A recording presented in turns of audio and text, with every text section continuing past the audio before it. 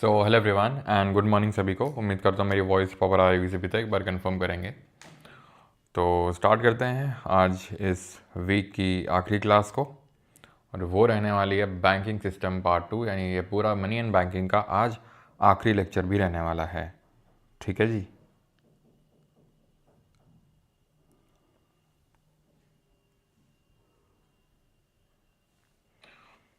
ठीक है, तो स्टार्ट करते हैं। बैंकिंग सिस्टम पार्ट 2 आज के लेक्चर में देखेंगे क्या? तो आज के लेक्चर में हम देखेंगे लिक्विडिटी के बारे में, मनी सप्लाई के बारे में कुछ चीज़ें, और किस तरीके से बैंक डिफ़ॉल्ट हो जाती हैं, फिर किस तरीके से बैंक का जो एनपीए वगैरह जो हम देखते हैं, नॉन परफॉर्मिंग एसेट, वो सारी चीज़ें हम समझेंगे। ठीक है, किस तरीके से बैंक्स अपने लोन्स को रिकवर करती हैं जो उनके एसेट्स होते हैं, किस तरीके से रेजोल्यूशन प्रोसेस होता है, सारी चीज़ें इस लेक्चर में हम लोग देखने वाले हैं। ठीक है, चलिए। वॉइस लो है, वॉइस लो नहीं, आपकी फ़ोन में प्रॉब्लम है, क्योंकि अगर सबको अगर प्रॉपर आ रही है और आपको नहीं आ रही है तो फिर दिक्कत है ना।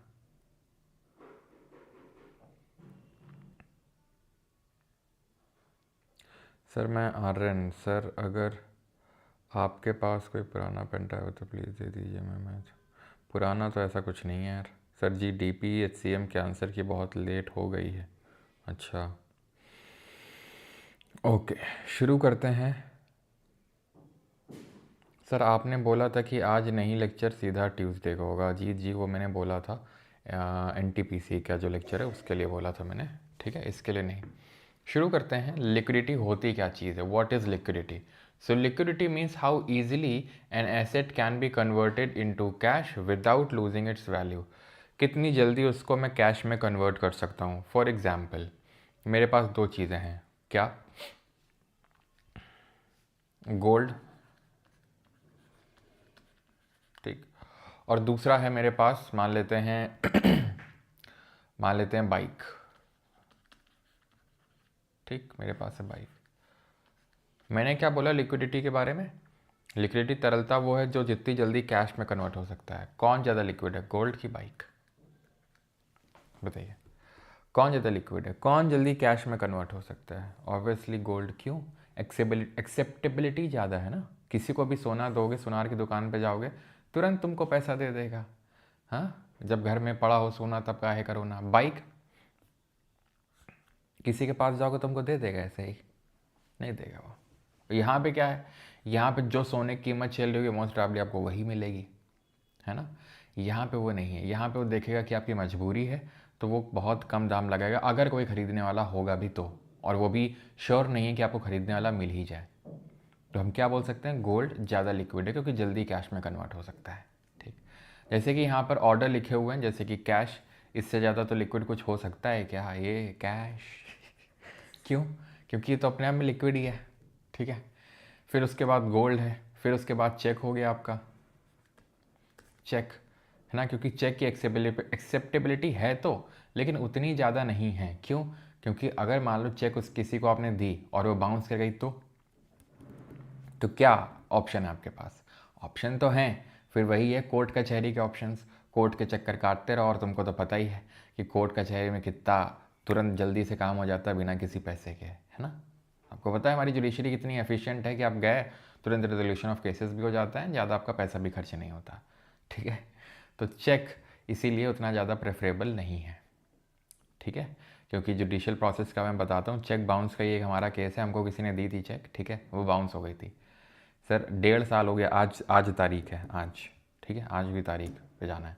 1.5 साल हो गए लगभग, 1.5 ईयर्स, अभी तक कुछ रेजोल्यूशन हुआ नहीं है। अभी अभी एटलीस्ट 5 से 6 महीने तो और लगेंगे, ऐसा बोल रहा है वो। ठीक है, जो वकील है।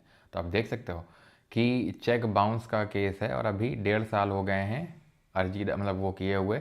हियरिंग होती है हर महीने, लेकिन अभी तक कुछ ऐसा फैसला ठोस नहीं आया है। ठीक है, तो इसीलिए चेक उतना ज़्यादा एक्सेप्टेबल नहीं है। देन आता है बॉन्ड, जैसे कि गवर्नमेंट सिक्योरिटी हो गई, ये सारी चीज़ें बॉन्ड आ जाते हैं। ठीक है, so demand deposit is more liquid than term deposit. ये वैसे तो मुझे आपसे पूछना चाहिए था, लेकिन खैर कोई नहीं, लिखा हुआ है तो कोई नहीं, सह लेंगे इतना भी। डिमांड डिपॉजिट आई होप आपको पता होगा, जो हमने पढ़ा था, दो तरीके के डिपॉजिट्स या लाइबिलिटीज़ होती हैं बैंक्स की, एक तो डिमांड लाइबिलिटीज़, एक टाइम या टर्म लाइबिलिटीज़। ये क्या है, आप गए कहाँ एटीएम में, बैंक में, तुरंत आपको पैसा अपने रिट्रीव कर सकते हो अपने अकाउंट से। ये तुरंत रिट्रीव नहीं कर सकते हो, करोगे भी बिल्कुल कर सकते हो तो पेनल्टी पड़ेगी। तो ये टर्म डिपॉजिट होते हैं। तो कौन ज़्यादा लिक्विड हुआ, ये, क्योंकि ये जल्दी कैश में कन्वर्टेबल है। ओके, अब आते हैं फंक्शंस ऑफ मनी, देखते हैं कि मनी के क्या फंक्शंस होते हैं। ये बाद में देखेंगे मनी के क्या फंक्शंस होते हैं, लेकिन मनी, लेकिन एक सेकेंड रुको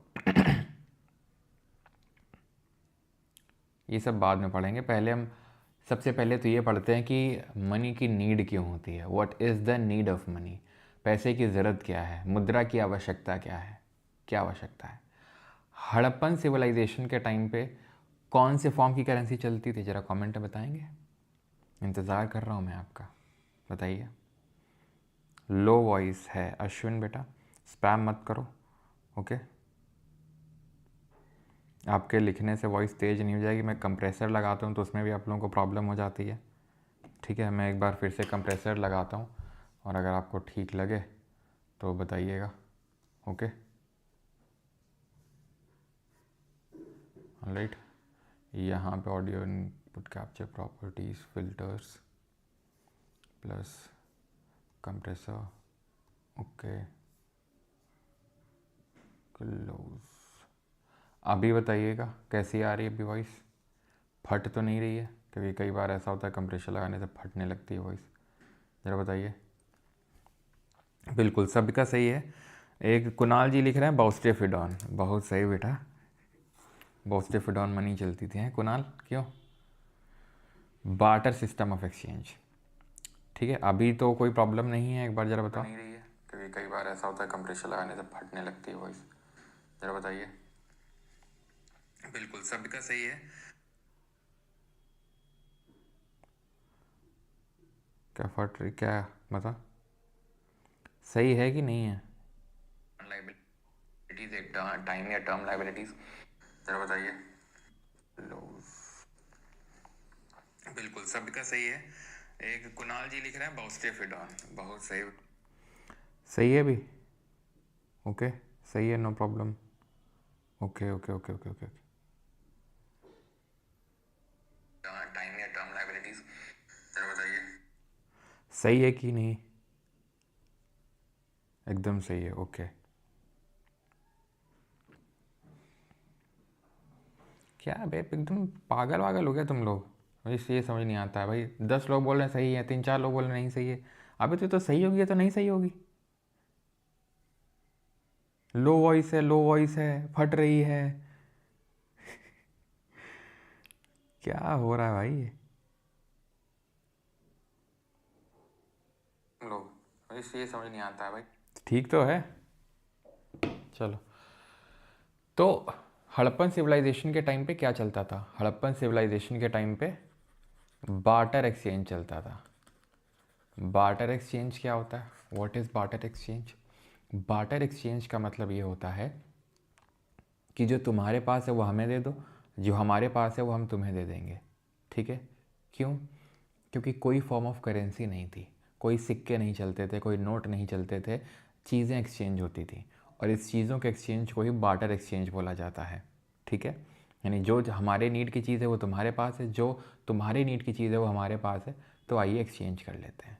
बड़ा सिंपल लग रहा है, लेकिन इसके बहुत सारे रिस्ट्रिक्शंस हैं, बहुत सारी खामियां हैं, बहुत सारे कॉन्स हैं। जैसे सबसे बड़ी प्रॉब्लम इसमें आती है डबल कोइंसिडेंस ऑफ बॉन्ड की, डबल कोइंसिडेंस ऑफ बॉन्ड्स की।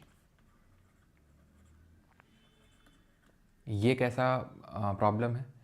अब मान लो कि मेरे पास मछली है, तुम्हारे पास मीट है, ठीक है, मुझे मीट चाहिए लेकिन तुम्हें मछली चाहिए ही नहीं, तुम्हें मछली तो बिल्कुल अच्छी नहीं लगती है, तो ये ट्रांजैक्शन फेल हो जाएगा, हो ही नहीं पाएगा, ठीक। दूसरा, हो सकता है ये जो मछली की कीमत हो वो बहुत ज़्यादा हो as compare to this meat, तो फिर क्या होगा। आपके दिमाग में आ सकता है कि मछली थोड़ी सी रख ले अपने पास ये, ठीक है, ये एक सोल्यूशन हो सकता है जो कि कोई एफिशिएंट सोल्यूशन नहीं है, लेकिन हाँ हो सकता है। लेकिन मान लेते हैं कि इसके पास अ पेयर ऑफ शूज़ है, इसके पास एक टी शर्ट है, ठीक है, इसको चाहिए टी शर्ट, इसको चाहिए शूज़। तो अब ऐसा तो है नहीं कि मान लो कि इसके जो जूते हैं वो बहुत महंगे हैं। लेट्स सपोज़ कि अगर हम इसको क्वांटिफाई करें तो मान लेते हैं 200 रुपये की और टी शर्ट 100 रुपये की। तो ये क्या करेगा, इसको एक जूता दे देगा? क्या इसका एक जूता किसी काम का है? नहीं, इसको दोनों ही देने पड़ेंगे तभी ट्रांजैक्शन हो पाएगा ये।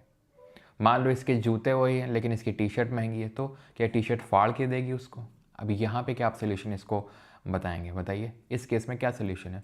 कोई सोल्यूशन नहीं है, यानी कि डिविजिबल नहीं है, डिविजिबिलिटी का इशू आ जाता है। ठीक है, तीसरा क्या प्रॉब्लम आ जाता है? स्टोर ऑफ वैल्यू का। स्टोर ऑफ वैल्यू, जैसे आज आपकी वेल्थ जो भी आपके फादर की ज़मीन, पैसा, हर कुछ, सारी चीज़ें, वो आपके फादर आपको ट्रांसफ़र कर देंगे। सिंपल, वो आप अपने बच्चों को ट्रांसफ़र कर देंगे। इस तरीके से ट्रांसफ़र हो सकती है, या फिर किसी और को ट्रांसफ़र करना है, किसी और को। लेकिन क्या इसमें ये पॉसिबल है? क्या इसमें ये पॉसिबल है? क्या ये मछलियाँ पकड़ पकड़ के स्टोर करके रख सकता है अपने आने वाली पुश्तों के लिए? बिल्कुल नहीं। या फिर इन फ्यूचर खुद के सिक्योरिटी के लिए कि मछली रख लेता हूँ, कल को आगे काम आएंगी, सड़ जाएंगी, कोई मतलब की है? बिल्कुल नहीं। तो स्टोर ऑफ वैल्यू नहीं है, डिविजिबिलिटी नहीं है, डबल कोइंसिडेंस ऑफ वांट का प्रॉब्लम है। डबल कोइंसिडेंस ऑफ वांट का मतलब ये है, जो मैंने आपको बताया, कि दोनों के पास जो मुझे चाहिए वो तुम्हारे पास होना चाहिए, जो तुम्हारे पास है वो मुझे चाहिए हो, तभी ये ट्रांजैक्शन हो सकता है। तो ये सारे जो प्रॉब्लम्स हैं, इसका सोल्यूशन लेके आई डिस्कवरी ऑफ मनी। ठीक है, तो मनी से क्या है? मनी से अब ये सारी चीज़ें बहुत आसान हो गई। क्यों? सिर्फ मनी की आवश्यकता है, पैसे की आवश्यकता है, मेरे पास और तुम्हारे पास, और सारा ट्रांजैक्शन होता रहेगा। ठीक है, और एक कॉमन करेंसी हो जाएगी तो सारी चीज़ें सॉल्व हो जाएंगी। कमेंट करके बताइए कौन सा दिल्ली सल्तनत का रूलर था जिसने कि टोकन करेंसी इंट्रोड्यूस करी थी। ठीक, तो मनी सारी प्रॉब्लम को सॉल्व कर देती है। कैसे? तो फंक्शंस ऑफ मनी देखते हैं। दो तरीके के फंक्शंस होते हैं, प्राइमरी फंक्शन, सेकेंडरी फंक्शंस। कहीं कहीं पे कंटिंजेंसी फंक्शंस भी दिखते हैं, लेकिन वहाँ पे इतना डेप्थ में हमें जाने की ज़रूरत नहीं है, क्योंकि अभी तक फंक्शंस ऑफ मनी से ही इतना डिटेल में क्वेश्चन नहीं बनाया आपके एसएससी एग्जाम में। तो मेरे हिसाब से प्राइमरी और सेकेंडरी में ही आपका काम चल जाएगा। पढ़ाने का अगेन वही है, कोई लिमिट नहीं, मैं कंटिंजेंसी भी लिखवा दूंगा, लेकिन पढ़ना आपने है। तो प्राइमरी और सेकेंडरी ध्यान रखना है। प्राइमरी फंक्शन जैसे कि कल हमने देखा था। कल किससे हमने प्राइमरी और सेकेंडरी फंक्शन देखे थे, ज़रा बताइए? बैंक्स के, कि बैंक का प्राइमरी फंक्शन क्या है? कि पैसा लेना और पैसा देना। ठीक है, और बाकी एजेंसी फंक्शंस में क्या आ जाता है? एजेंसी फंक्शंस हो गए, ठीक है, ओवरड्राफ्ट फैसिलिटी हो गई, तो उसमें जैसे एजेंसी फंक्शन में लॉकर फैसिलिटी प्रोवाइड करना, इनकम टैक्स कलेक्ट करना, ये सारे काम उसके एजेंसी फंक्शंस में आते थे। ठीक है, बाकी और भी थे जैसे यूटिलिटी फंक्शंस जो हमने नहीं देखे थे। तो ये हैं functions of money. Primary functions main काम क्या है? As a medium of exchange के तौर पे काम करना, सो दैट की चीज़ें एक्सचेंज हो सकें। And measure of value, measure of value का मतलब क्या है? किसी चीज़ की हम कीमत निर्धारित कर सकें कि ये 50 रुपये की है, ठीक है, 50 रुपये का है, ये 100 रुपये का मीट है, जैसा भी है। ठीक है, तो इससे क्या है कि हम किसी चीज़ की वैल्यू को क्या कर पाते हैं? टर्म कर पाते हैं, या फिर उसकी वैल्यू को मेजर कर पाते हैं। ठीक है, शेरशाह सूरी ने, बहुत सही बेटा। टोकन करेंसी एमबीटी ने शुरू करी थी, मोहम्मद बिन तुगलक ने, जो कि कॉपर या और ब्रास की थी। फिर लोगों ने अपना घर में ही उसको मिंट करना शुरू कर दिया था, घर में ही बनाना शुरू कर दिया था, और इसकी वजह से क्या हुआ था? इसकी वजह से वो फेल हो गया था, बहुत ज़्यादा इन्फ्लेशन हो गया था, बहुत जाली करेंसी आ चुकी थी, जिसकी वजह से उसको वापस लेना पड़ा मोहम्मद बिन तुगलक को। सेकेंडरी फंक्शंस क्या है? Standard of deferred payment. Standard of deferred payment का मतलब ये है कि आप पेमेंट को डिफर कर सकते हो, कि अगर मैंने कोई चीज़ खरीदी और उसके लिए मेरे पास पैसे नहीं हैं, तो मैं उसको क्या कर सकता हूँ? डेफ़र कर सकता हूँ। कैसे डेफ़र कर सकता हूँ? कि जैसे मान लो मैं, ये चीज़ है 10,000 रुपये की, मेरे पास पैसे नहीं है, मैंने 2,000 रुपये दिए, और मैंने क्या बोल दिया? मैं इसको बाद में पे करता रहूँगा, ईएमआई वाला ऑप्शन हो गया। तो ये स्टैंडर्ड ऑफ डिफर्ड पेमेंट हो गया। स्टोर ऑफ वैल्यू के तौर पे काम करता है, यानी कि आप इसको, इस वैल्यू को पूरा स्टोर कर सकते हैं, आगे पास ऑन कर सकते हैं। और भी फंक्शन होते हैं, जैसे कि फॉर एग्जांपल, अभी जब मान लो कि ये बंदा है, ठीक है, इसको पता है कि अगर ये काम नहीं करेगा, अगर ये मछली प्रोड्यूस नहीं करेगा, मछली लेके नहीं आएगा, तो इसको कुछ मिलने वाला नहीं है। इसको जो भी चीज़ चाहिए, मान लो मीट चाहिए, इसको मछली प्रोड्यूस करनी पड़ेगी। ठीक, अब बेसिक नेसेसिटी क्या होती है ह्यूमन लाइफ की? पेट पूजा, यानी खाना। तो ऐसे में हर कोई सबसे पहले क्या करेगा? एग्रीकल्चर ही करेगा। क्यों? क्योंकि वो दूसरे पे डिपेंडेंट नहीं हो सकता है ना। तो इससे क्या होता है? सब एग्रीकल्चर करते हैं। ठीक है, सब एग्रीकल्चर करते हैं, सो दैट अपना वो खाने का व्यवस्था कर सकें। ठीक है, लेकिन इसके आने से क्या होता है? इसके आने से हम और आप खाने की चिंता करके पढ़ सकते हैं, पढ़ा सकते हैं, क्यों? क्योंकि हमें पता है खेतों में कोई किसान काम कर रहा है, हमारे पास पढ़ाने से पैसा आएगा, पढ़ने से नौकरी लगेगी, पैसा आएगा, हम खरीद लेंगे खाना। नहीं तो आप बताओ, मैं पढ़ा रहा होता क्या तुमको? अगर ये मनी ना होती तो मैं पढ़ा रहा होता? बिल्कुल नहीं, अपने खाने का बंदोबस्त कर रहा होता, जाके मैं खेत जोत रहा होता या फिर कुछ कर रहा होता खेत में। सिंपल सी बात है। तो इसके आने से क्या हुआ, नंबर ऑफ जो प्रोफेशंस हैं जो पर्सन कर सकता है वो बढ़ गए हैं। ठीक है, you can be an astronaut, you can be a gamer, you can be a businessman, you can be a doctor, you can be a patient and you can be a professional. ठीक है, आप कुछ भी कर सकते हैं। ठीक है, और कुछ लोग हर चीज़ में स्पेशलिस्ट होते हैं, वो बात अलग है। लेकिन हाँ, जनरली जो ह्यूमंस होते हैं, ध्यान रखिएगा, कुछ ही चीज़ों में एक्सपर्ट होते हैं। ठीक है, आप ये मत कभी समझिए, ठीक है, फिलॉसफी का लेसन है कि आप हर चीज़ में बढ़िया परफेक्ट हैं। हर चीज़ में आप परफेक्ट कभी नहीं हो सकते हैं। ओके, आप अपनी स्ट्रेंथ्स में खेलिए। लेकिन जैसे ना होता है, कुछ लोग का जो टैलेंट होता है वो हर एक फील्ड में होता है, हर एक सेक्टर में होता है। ओके, अरे सर आपने तो इंस्पायर कर दिया। बस बेटा, ऐसे इंस्पिरेशन मैं बीच बीच में देता रहता हूँ। ठीक है, तो ये सारी चीज़ें हम समझिए। अब टाइप्स ऑफ मनी देखते हैं, उसके बाद हम वो देखेंगे जो हमने अभी पीछे छोड़ा है। ओके,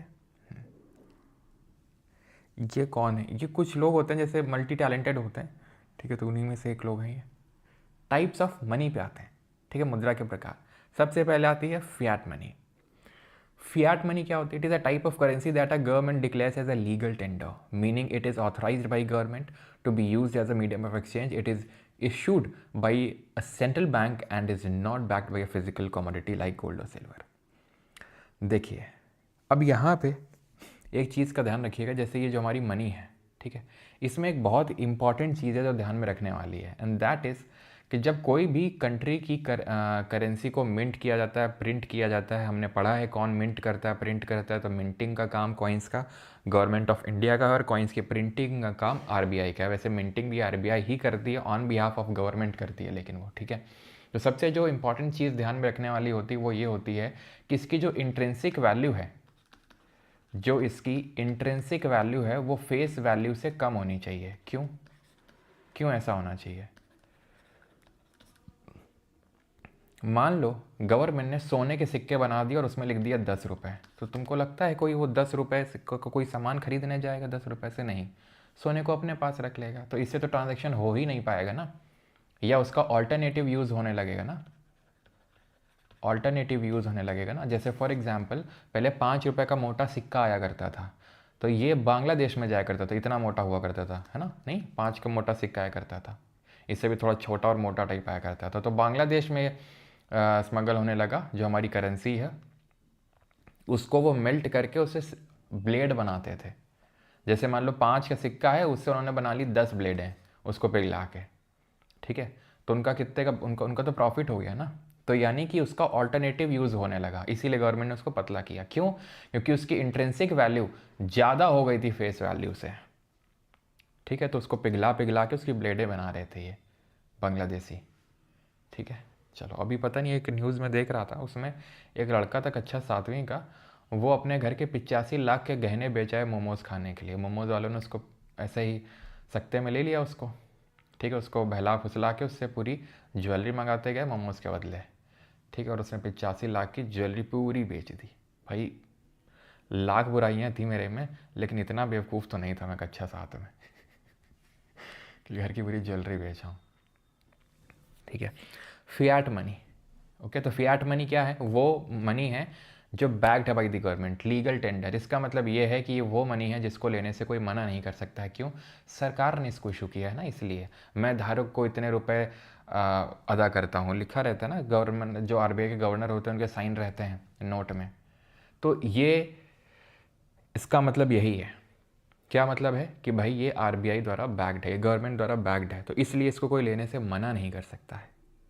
ठीक है सर, लेकिन मैं तो पढ़ने आया था। तो बेटा, मैं तो पढ़ा ही रहा हूँ।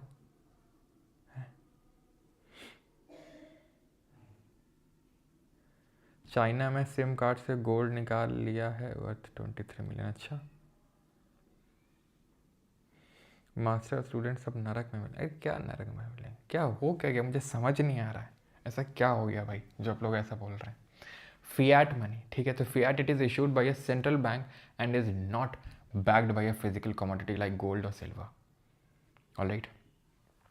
All right. Fiduciary money.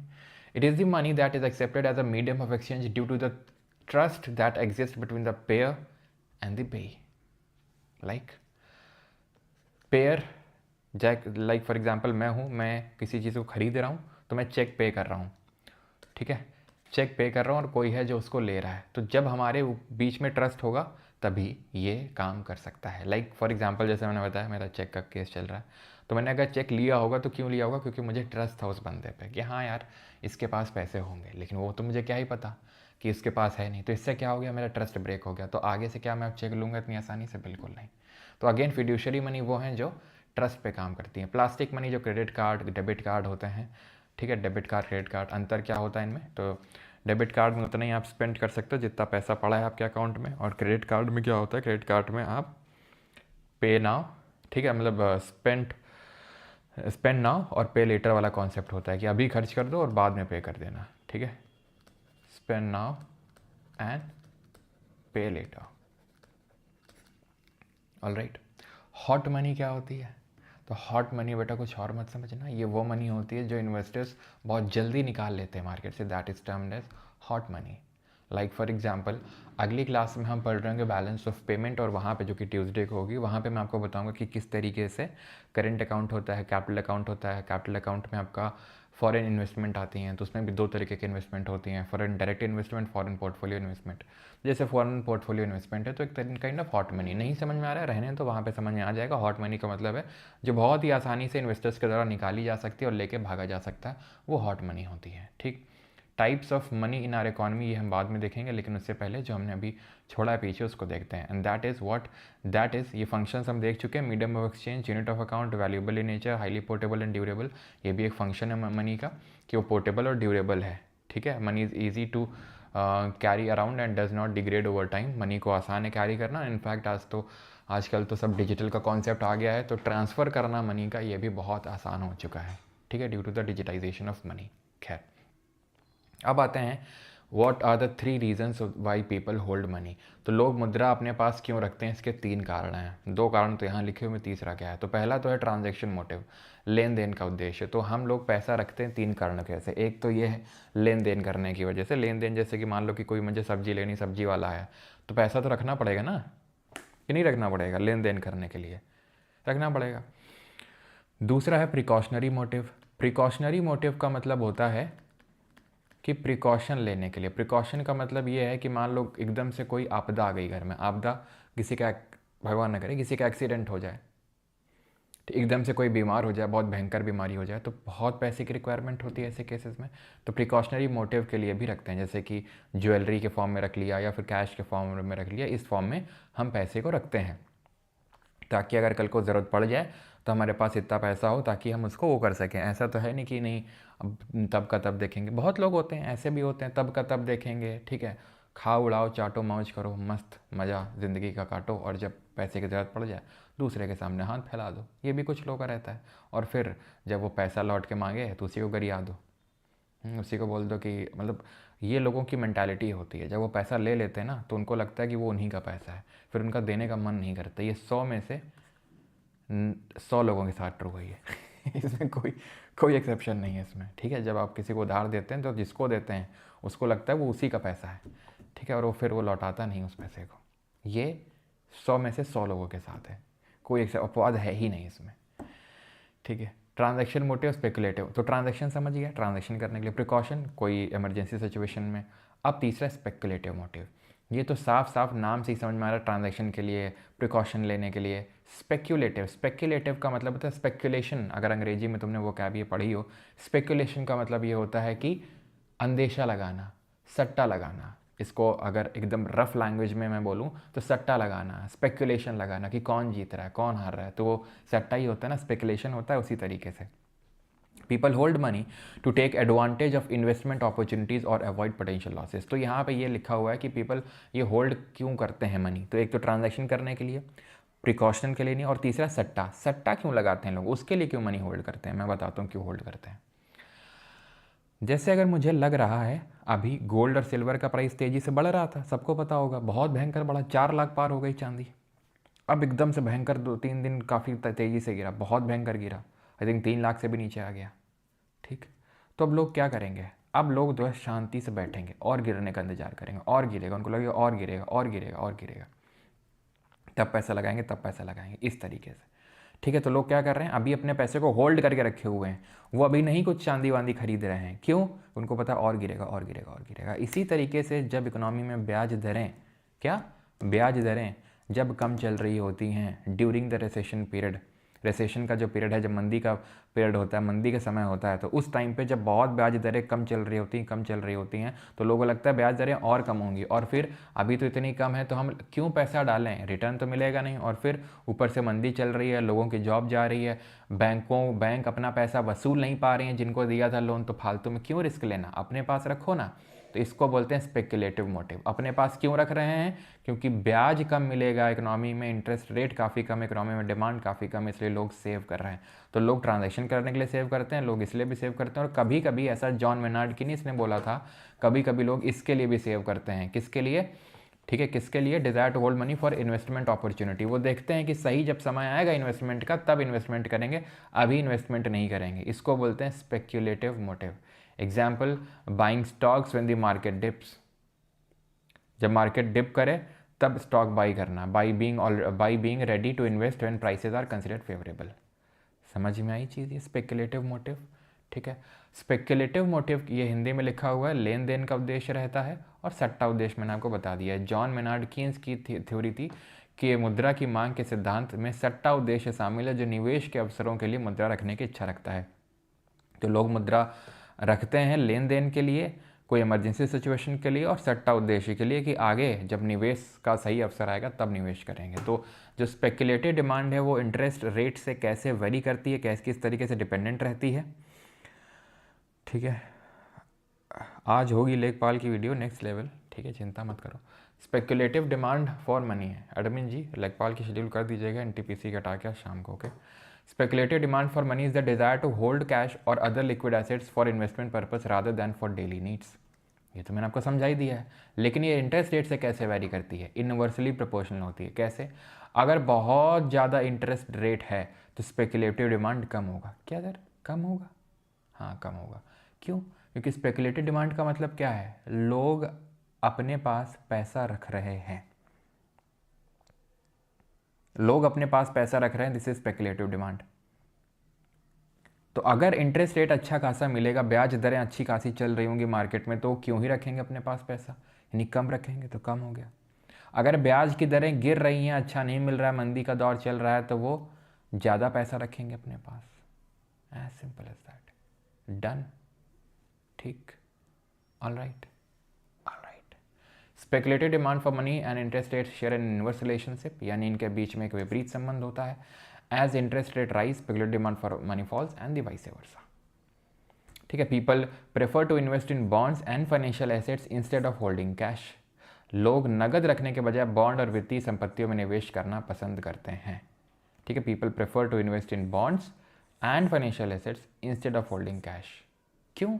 क्योंकि इस पर रिटर्न्स मिलते हैं, इस पे रिटर्न्स मिलते हैं। लेकिन अगर बॉन्ड प्राइस बहुत नीचे जा रहे हैं तो वो फिर कैश ही प्रेफर करेंगे। अगर बॉन्ड में उनको पैसा ही नहीं मिल रहा, फाइनेंशियल एसेट में उनको पता है कि उनको रिटर्न्स ही नहीं मिलेंगे, तो वो फिर कैश में रखेंगे। क्यों रिस्क लें, क्यों रिस्क लें? हो सकता है मार्केट और नीचे आ गया तो।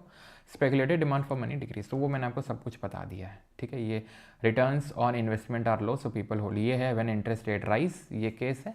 ये है when interest rise fall, so वही सेम चीज़ बार बार रिपीट कर करके लिखी हुई। Interest rate are an opportunity cost or price of holding money balance to an economy. जब आप पैसे को होल्ड करते हो आगे फ्यूचर इन्वेस्टमेंट के लिए, स्पेकुलेटिव डिमांड जिसको बोलते हैं, तो आप जो थोड़ा बहुत इंटरेस्ट रेट जो है, या फिर इन जनरल भी छोड़ दो कुछ भी कि इंटरेस्ट रेट लो है हाई, कुछ हटा दो उसको। जब आप हम जैसे मान लो मेरे पास जब पैसा पड़ा हुआ है, वो ट्रांजैक्शन मोटिव के लिए भी हो सकता है, वो स्पेकुलेटिव मोटिव के लिए हो सकता है, प्रिकॉशनरी मोटिव के लिए हो सकता है। तो जब मैंने पैसा होल्ड करके रखा है तो उसमें एक अपॉर्चुनिटी कॉस्ट भी इन्वॉल्व है। क्या अपॉर्चुनिटी कॉस्ट है? वही पैसा अगर मैं बैंक में डाल दूंगा, म्यूचुअल फंड या शेयर में इन्वेस्ट कर दूंगा, तो उसमें कुछ मुझे रिटर्न मिलेगा, रिटर्न मिलेगा। तो मैं रिटर्न तो ले नहीं पा रहा हूँ। तो वो क्यों नहीं ले पा रहा हूँ? क्योंकि भाई ज़रूरी है कि ट्रांजैक्शन मोटिव के लिए कुछ पैसा हो, स्पेकुलेटिव प्रिकॉशनरी मोटिव के लिए कुछ पैसा हो। तो जो मैं पैसा लूज़ कर रहा हूँ वो मेरी अपॉर्चुनिटी कॉस्ट होगी, अवसर लागत होगी। यहाँ तक सबको समझ में आया कि नहीं आया बताइए, किसी कोई डाउट यहाँ तक?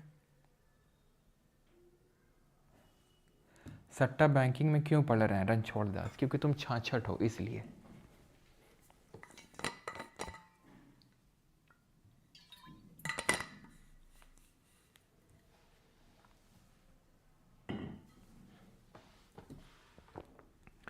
सर इंट्रिंसिक वैल्यू समझ नहीं आया, इंट्रिंसिक वैल्यू समझ नहीं आया। अच्छा, जैसे कि जो 5-10 का सिक्का चलता है, वो 10 का सिक्का किसका? सोने का सिक्का है? नहीं। हाँ सर, उस लगता था सोने जैसा ही है। अरे बेटा लगता है लेकिन है नहीं वो। मान लो वो सोने का हो तो तुम क्या दुकान में जाओगे, भैया वो 10 रुपये का बिस्किट कितने का है जी? जाओगे तुम? नहीं जाओगे उसको लेके। क्यों जाओगे भैया? वो 10 रुपये का थोड़ी ना, वो तो तुम 10,000 में बेच लोगे, कम से कम 10,000 में बिकेगा वो। तो 10,000 क्या है उसकी इंट्रिंसिक वैल्यू, 10 रुपये जो उसमें लिखा है वो उसकी फेस वैल्यू। अगर इंट्रिंसिक वैल्यू फेस वैल्यू से ज़्यादा हो गई तो फिर उस ट्रांजैक्शन में कोई यूज़ ही नहीं करेगा उसको। तो हमेशा जो फेस वैल्यू है इंट्रिंसिक वैल्यू से ज़्यादा होना चाहिए। अब पेपर है वो 500 रुपये का नोट, ऐसा तो है नहीं कि तुम उस पेपर को बेच के 500 से ज़्यादा कमा लोगे। वो बात अलग है कि उसमें कुछ बड़ा स्पेशल डिजिट लिखी हुई है, जैसे 786 लिखा हुआ है, फिर ऐसा कुछ, तो वो महंगे में बिक जाते हैं नोट, वो बात अलग है। ठीक, ये ग्राफ है, थोड़ा सा ध्यान रखना, बाकी तो ज़्यादा इंपॉर्टेंट नहीं है। ये आपकी मनी जो स्पेकुलेटिव डिमांड फॉर मनी है R max - R, तो थोड़ा ध्यान रखना। कभी सवाल आया नहीं, लेकिन अगर फॉर्मूले पे आ जाए कभी तो ठीक है। अब आते हैं लिक्विडिटी ट्रैप क्या होती है। What is liquidity trap? तरलता जाल, लिक्विडिटी ट्रैप। अब तुम पढ़ना नहीं, पहले देखो शब्द समझो। लिक्विडिटी मतलब पैसा, ट्रैप मतलब फंस गया, पैसा फंस गया। पैसा क्यों फंस गया? पैसा इसलिए फंस गया क्योंकि अगेन लोगों को ऐसा लग रहा है कि इंटरेस्ट रेट गिर रहे हैं और गिरेंगे और गिरेंगे और गिरेंगे, तो पैसा अभी बचा के रखो, पैसा होल्ड करके रखो। Speculative demand high, speculative demand high, लोग इंतज़ार में बैठे हैं। ठीक है, RBI ने बोला अरे इंटरेस्ट रेट मतलब हम, क्योंकि लोगों को रिटर्न नहीं मिल रहे हैं, तो RBI ने क्या किया, money supply, government of India ने मनी सप्लाई बढ़ा दी। अब मनी सप्लाई किस तरीके से बढ़ती है वो हम देख चुके हैं, जिसको हम क्या बोलते हैं, एक्सपेंशनरी मॉनेटरी या फिजिकल पॉलिसी। तो मनी गया इकोनॉमी में, लोगों ने बोला लाओ लाओ लाओ और पैसा लाओ। यानी लोग डिमांड करने के बजाय, कोई इंडस्ट्री डालने की बजाय वो क्या कर रहे हैं, उस पैसे को होल्ड किए जा रहे हैं। अब क्योंकि लोग डिमांड नहीं कर रहे हैं, पैसा होल्ड करते जा रहे हैं, क्योंकि उनको लग रहा है कि अभी रिटर्न इंटरेस्ट रेट और गिरेंगे और हम अच्छा खासा रिटर्न कमाएंगे, तो क्यों ही हम अभी पैसे को खर्च करें ज़्यादा से ज़्यादा। तो डिमांड क्या हो जाएगी, डिमांड हो जाएगी लो। और अगर डिमांड होगी लो तो जो लोग, अब डिमांड ही नहीं होगी तो जो प्रोडक्शन करने वाले लोग हैं वो क्यों ही प्रोड्यूस करेंगे, वो नहीं प्रोड्यूस करेंगे तो वो बैंकिंग सिस्टम से क्यों ही लोन लेने जाएंगे। तो बैंकिंग सिस्टम भी पूरी तरीके से इनफेक्टिव हो जाता है। क्यों? क्योंकि वो क्रेडिट क्रिएशन नहीं कर पाता है। क्रेडिट क्रिएशन मतलब वही पैसा नहीं बना पाता, क्योंकि बैंक का पैसा तो वैसे ही बनता है लोन देने से, मनी तो वैसे ही मल्टीप्लाई होती है लोन देने से, तो मनी मल्टीप्लाई भी कम होगी। तो इससे क्या है, इकोनॉमी और स्टैग्नेंट होने लगती है। रिसेशन के टाइम पीरियड पे होता है जहाँ पे कोई इस तरीके की मॉनेटरी पॉलिसी और क्या फिजिकल पॉलिसी जो कि एक्सपेंशनरी नेचर की है, जो मनी सप्लाई इंक्रीज भी करना चाहती है, वो भी इनएफेक्टिव हो जाती है, वो भी अप्रभावी हो जाती है। उस सिचुएशन को बोलते हैं liquidity trap. So it is an economic situation where interest rate are low, interest rate काफ़ी कम है and people prefer to hold cash instead of spending or investing, which can lead any monetary policy ineffective. तो कुछ भी कर ले RBI या government, कुछ ना होने वाला, कुछ ना होने वाला। ठीक, the horizontal portion of the liquidity preference curve is referred. कभी क्वेश्चन आया तो नहीं है इस पर, लेकिन हाँ एक बार आ चुका है, एंड दैट इज़ कि जो आपका ये स्पेकुलेटिव डिमांड है, ये इंटरेस्ट इन इलास्टिक होता है, इंटरेस्ट रिलेटिवली, ठीक है, सॉरी, रिलेटिव इंटरेस्ट इलास्टिक होता है, ये ध्यान रखिएगा। ठीक है, तो यहाँ पे वही लिखा हुआ है, in the portion of the curve the demand for money is infinitely elastic and the liquidity preference curve is perfectly elastic. देखिए होता क्या है, ये चीज़ ध्यान रखना, रिलेटिव इंटरेस्ट इलास्टिक होता है। क्या, किसकी बात हो रही है?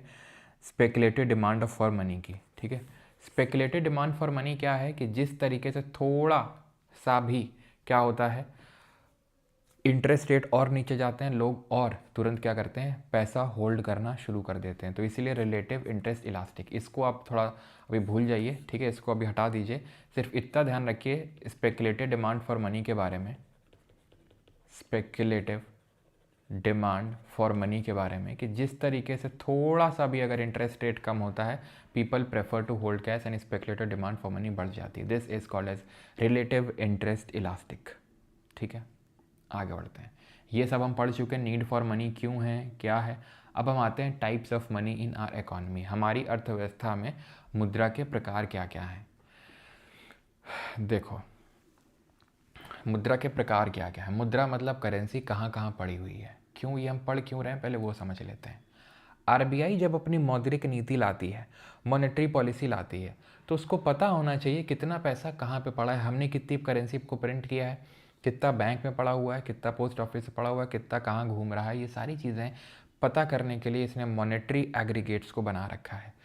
ठीक है, तो वही मॉनेटरी एग्रीगेट्स हम पढ़ने जा रहे हैं। तो पहले हम देखते हैं कि मनी कहाँ कहाँ घूम रही होती है।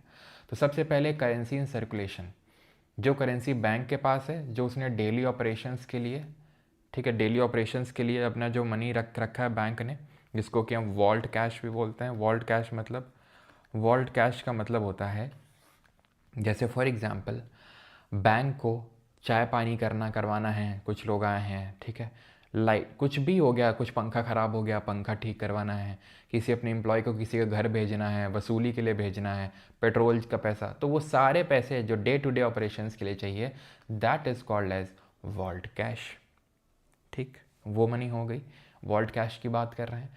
करेंसी विद पब्लिक, जो हम लोग मनी अपने पास रखते हैं, money available for spending by people. यहाँ पर एक रेशियो थोड़ा सा ध्यान रखना है, ऐसा कुछ बहुत ज़्यादा डायरेक्ट लिंकेज नहीं है, लेकिन खैर यहाँ पे आपको आसानी से समझ में आ जाएगा। CDR क्या होता है? CDR is currency deposit ratio, currency deposit ratio. It is the ratio of money held by public in currency upon money held by public in deposits. Currency के फॉर्म में जो लोगों ने अपने पास पैसा रख रखा है और डिपॉजिट्स के फॉर्म में जो पैसा रख रखा है, उसका रेशियो कहलाता है CDR। ठीक, अब आप मुझे बताओ, अब डिपॉजिट मतलब कहीं पे भी बैंक में, पोस्ट ऑफिस में जहाँ डिपॉजिट कर रखे हैं इन्होंने, फेस्टिवल के टाइम पे CDR हाई होगा या लो होगा? आप मुझे बताइए। अगर फेस्टिव सीज़न चल रहा है, अगर त्योहारी सीज़न चल रहा है, तो CDR ज़्यादा होगा या कम होगा? बताइए। तो त्यौहार अगर सीज़न है तो लोग पैसा अपने पास रखना ज़्यादा प्रेफर करेंगे या डिपॉजिट करेंगे बैंक में जाके? अपने पास रखना प्रेफर करेंगे। यानी money held by the public in currency will increase in the festivals time, क्योंकि लोगों को खर्चा करने के लिए पैसा चाहिए, तो CDR भी बढ़ जाएगा। तो फेस्टिवल सीजन में CDR ज़्यादा होगा। खैर, तो ये चीज़ समझिए, करेंसी इन सर्कुलेशन दो तरीके होते हैं, एक तो बैंक के पास जो वॉल्ट कैश पड़ा हुआ है और एक जो पब्लिक के पास है। दूसरा डिपॉजिट विद बैंक्स, जो हमें पहले ही पता है, बैंक के पास दो तरीके के डिपॉजिट्स होते हैं, डिमांड डिपॉजिट और टाइम या टर्म डिपॉजिट, जिसमें कि सेविंग और करेंट अकाउंट आ जाएगा और इसमें FD और RD आ जाएगी टर्म में। देन डिपॉजिट विद RBI के पास भी दो तरीके के डिपॉजिट हैं। एक तो जो बैंकों ने डिपॉजिट कर रखा है RBI के पास, जो कि CRR और SLR के CRR के फॉर्म में होता है, जो बैंकों को कैश के फॉर्म में रखना पड़ता है RBI के पास और a certain part of their NDTL। ठीक है, तो ये हो गया। Plus other deposits of RBI में आ जाएगा, अदर जो फाइनेंशियल इंस्टीट्यूशंस हैं, गवर्नमेंट हैं, ठीक है, इन सब ने जो डिपॉजिट करवा रखे हैं, अदर देन दी बैंक्स, जो फाइनेंशियल इंस्टीट्यूशंस हैं, अदर फाइनेंशियल इंस्टीट्यूशन हो गए या हमारी गवर्नमेंट्स हो गए, इन्होंने जो डिपॉजिट करवा के रखा है RBI के पास, that is other deposits with RBI। It includes deposit from government institutions, foreign central banks, international foreign organisation and some private entities. ठीक, ऑलराइट। अब आखिरी कंपोनेंट है पोस्टल डिपॉजिट। पोस्टल डिपॉजिट का मतलब ये है जो पोस्ट ऑफिस में है। पोस्ट ऑफिस में भी दो तरीके के डिपॉजिट्स होते हैं, डिमांड डिपॉजिट और टाइम या टर्म डिपॉजिट्स। ठीक, तो मैं फिर से रिवाइज करवाता हूँ आपको, हमने कितनी तरीके की मनी पढ़ी। करेंसी इन यूज़ पढ़ा हमने, डिपॉजिट्स विद RBI पढ़ा हमने, ठीक है, देन हमने डिपॉजिट्स विद बैंक्स पढ़ा, और फिर हमने देखा ये चौथा पोस्टल। ठीक, तो करेंसी इन सर्कुलेशन दो तरीके की है, एक तो जो लोगों के पास है, पब्लिक के पास, एक जो बैंक के पास उसके डे टू डे ट्रांजेक्शन्स के लिए पड़ा हुआ है पैसा, वो डिपॉजिट विद आरबीआई है। एक तो बैंक के जो डिपॉजिट हैं वो विद आरबीआई, और दूसरे में आ जाते हैं other deposits with RBI. Bank के पास डीडी और टीडी, डिमांड डिपॉजिट और टाइम डिपॉजिट, और इनके पास भी डीडी और टीडी। ठीक, ये 4 तरह की मनी है। अब अगर आप ये समझ गए तो आपके लिए ये मॉनेटरी एग्रीगेट से मनी एग्रीगेट समझना, मुद्रा समुच्चय, ये बहुत आसान है। आरबीआई ने 4 मेजर्स बना रखे हैं, M1, M2, M3, M4। कितने मेजर्स हैं आरबीआई की तरफ दिए गए हैं? ठीक है, 4, M1, M2, M3 और M4। ठीक है, जिससे कि आरबीआई को पता चलता है कि कितना पैसा कहाँ पे पड़ा हुआ है। इसको हम बोलते हैं मौद्रिक समुच्चय। ठीक, आगे बढ़ते हैं। तो M1, M2, M3, M4, लेकिन हम एक M0 भी ले लेते हैं, जिसको कि हम क्या बोलते हैं? हाई पावर्ड मनी या फिर मॉनेटरी बेस। सब लिखा हुआ है आगे, लेकिन फिर भी हाई पावर्ड मनी क्या होती है? तो हाई पावर्ड मनी वो मनी होती है जो आरबीआई ने प्रिंट करी, ख़त्म बात। जो सिक्के किए हैं, अब सिक्के तो sir government of India mint करती है, करती तो वही है बिल्कुल गवर्नमेंट ऑफ इंडिया, लेकिन एक्चुअल में आरबीआई करती है उसको। वो होता गवर्नमेंट ऑफ इंडिया के नाम से है, लेकिन करता आरबीआई है। तो घुमा फिरा के मैं बोल रहा हूँ कि आरबीआई ने जितने भी करेंसी, फिर गवर्नमेंट ऑफ इंडिया भी मान लो, तो जितनी भी करेंसी प्रिंट हुई, मिंट हुई, वो सारा कुछ आ जाता है आपका। वैसे कॉइन्स तो सिर्फ आई थिंक जो हमारी पूरी करेंसी उसका 2% आता है, जितनी होता है ना, जितनी वैल्यू का हमारा मनी सर्कुलेट होता है उसका सिर्फ 2% आता है सिक्कों में। तो जितना प्रिंट हुआ है, मिंट हुआ है, वो सब हाई पावर्ड मनी में आएगा। तो अगर उसको मुझे देखना है तो मैं कहाँ देख लूँगा? Currency in circulation. एक तो जो लोगों के पास है, और एक जो बैंक के पास है वॉल्ट कैश वाला, और बैंकर से जो डिपॉजिट है विद आरबीआई वाला। सर इसमें क्यों नहीं हमने बैंक के वो वाले डिपॉजिट लिए, डीडी और टीडी वाले? वॉल्ट कैश वाला क्यों लिया जो वो डे टू डे ट्रांजेक्शन के लिए यूज़ कर रहा है? क्योंकि जो डीडी और जो टीडी वाला पैसा है, ठीक है, वो बैंक लोन में चढ़ा देती है, वो मल्टीप्लाई हो जाता है। ठीक है, तो उससे हम एग्जैक्ट आइडिया नहीं लगा सकते हैं कि कितनी करेंसी प्रिंट हुई थी ओरिजिनली, क्योंकि अगर ये 500 रुपये का मान लो नोट है, ये गया बैंक ने किसी और को लोन पे चढ़ा दिया, अब इससे 500 से वो 1000 बना देगा, तो वो जो 1000 बना, ठीक है, जो 1000 की वैल्यू बनी, वो एक्चुअल में आरबीआई के द्वारा तो प्रिंट नहीं करी गई थी, वो तो बस मनी मल्टीप्लाई हुई है। ठीक है, मनी मल्टीप्लाई हुई है वो, तो इसलिए उनको नहीं लेते हैं। ये मनी मल्टीप्लाई नहीं हुई है, ये सिर्फ ट्रांजैक्शन के लिए यूज़ हो रही है। इसको हम बोलते हैं वेलोसिटी, मतलब सर्कुलेशन ऑफ मनी। वेलोसिटी वगैरह मैं आपको पढ़ाऊंगा आगे। वेलोसिटी और सर्कुलेशन ऑफ मनी का मतलब है कितने हैंड्स एक्सचेंज किए उस मनी ने। जैसे मैंने एटीएम से पैसा निकाला 500 का नोट, ठीक है, मैंने किसी को दिया, मान लो सब्जी वाले सब्जी ली, सब्जी वाले ने कपड़े वाले को दिया, उसने कपड़े लिए, कपड़े वाले ने किसी और को दिए, ठीक है, उसने कुछ लिया उसने, तो ये इस तरीके से क्या है कि वो सर्कुलेट कर रही है मनी। इसको बोलते हैं velocity of circulation of money. ठीक है, तो जो करेंसी है सर्कुलेशन में, ठीक है, करेंसी इन सर्कुलेशन है ये जो लोगों के पास है, प्लस जो बैंकर्स, करेंसी इन सर्कुलेशन एक वो चीज़ हो गई, और मतलब जो लोगों के पास है और जो बैंक क्या है वो। ठीक है, बैंकर्स डिपॉजिट विद आरबीआई। अब ये भी हम क्यों इसमें ले रहे हैं? क्योंकि बैंकर के जो डिपॉजिट है आरबीआई के पास, वो भी बैंक, ठीक है,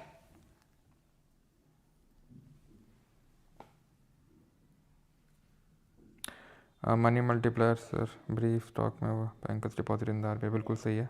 यस,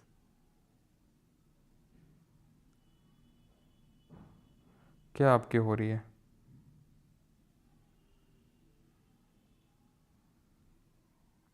सर फैटमैन बुक में तो C is equal to cash लिखा है, मतलब समझा नहीं मैं।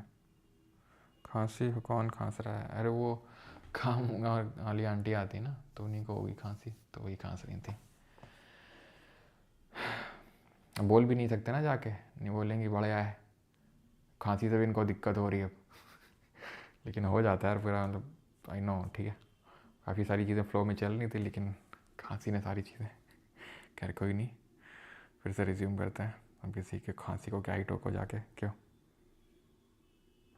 सर हम अमीर क्यों नहीं है? रितेश तिवारी पूछ रहे हैं हम अमीर क्यों नहीं? हम में कौन आ रहा है? रितेश तुम अपनी पर्सनली बात कर रहे हो, अपने देश की बात कर रहे हो, किसकी बात कर रहे हो? सर CDR कम होता है मतलब क्या? लिप्पा वायरस? सर एक ज़मीन का केस चल रहा था सालों से, आज वकील के नाम करने जा तारीख ख़त्म आज से। क्या बात कर रहे हो? अरे भाई भाई भाई भाई क्यों?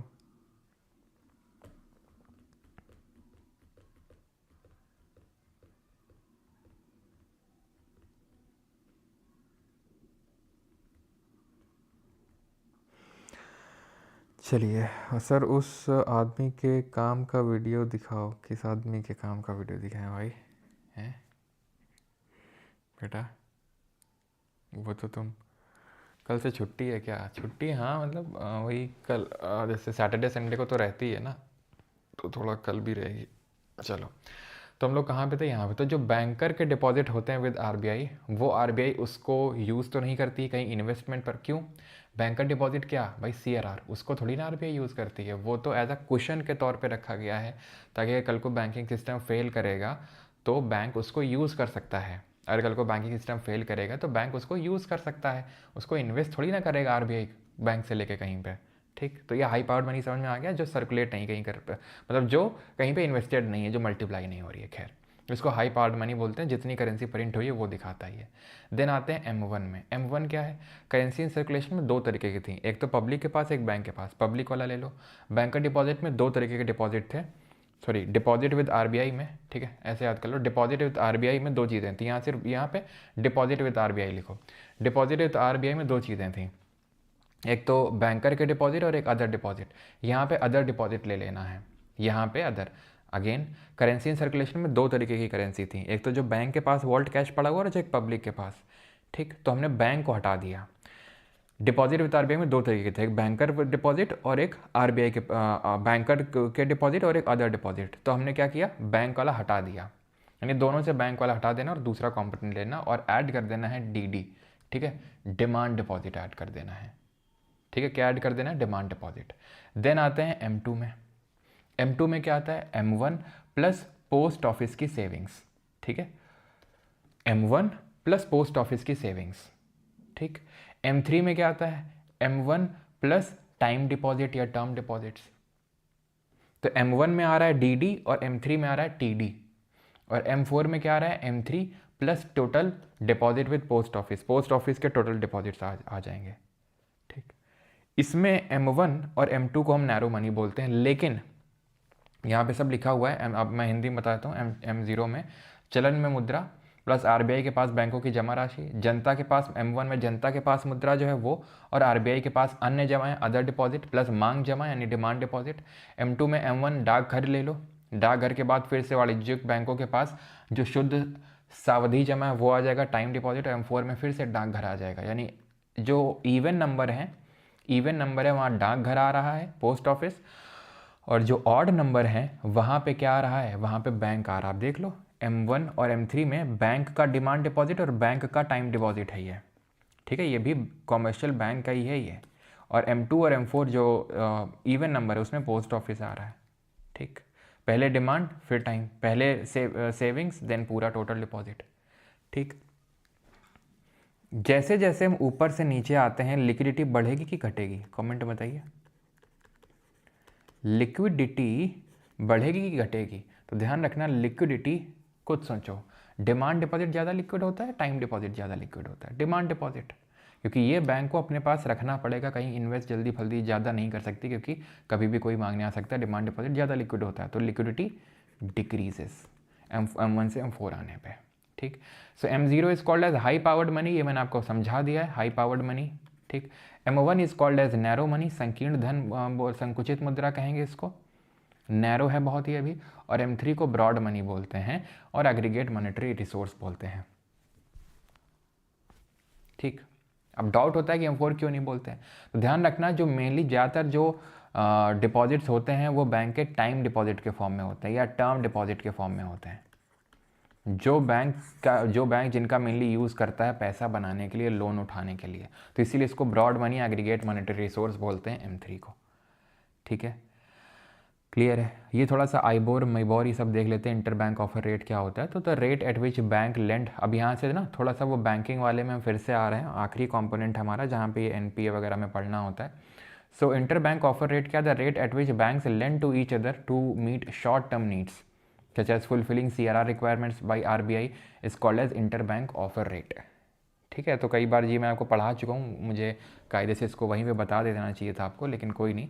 जो हम लोगों ने देखा था, आपस में जो बैंक बोरो कर लेती हैं, ठीक है, तो इंटर बैंक ऑफर रेट के थ्रू होता है, मतलब ये डिसाइड होता है, जैसे नहीं शेयर मार्केट, स्टॉक मार्केट चलता है, डेली आज इतने पे बंद हुआ, आज इतने पे खुला, इस तरीके शेयर मार्केट उसी तरीके से ये रेट है जो कि ये डिसाइड करता है कि भाई कितने में आज लोन मिलेगा, कितने में लोन दिया जाएगा, वो सारी चीज़ें।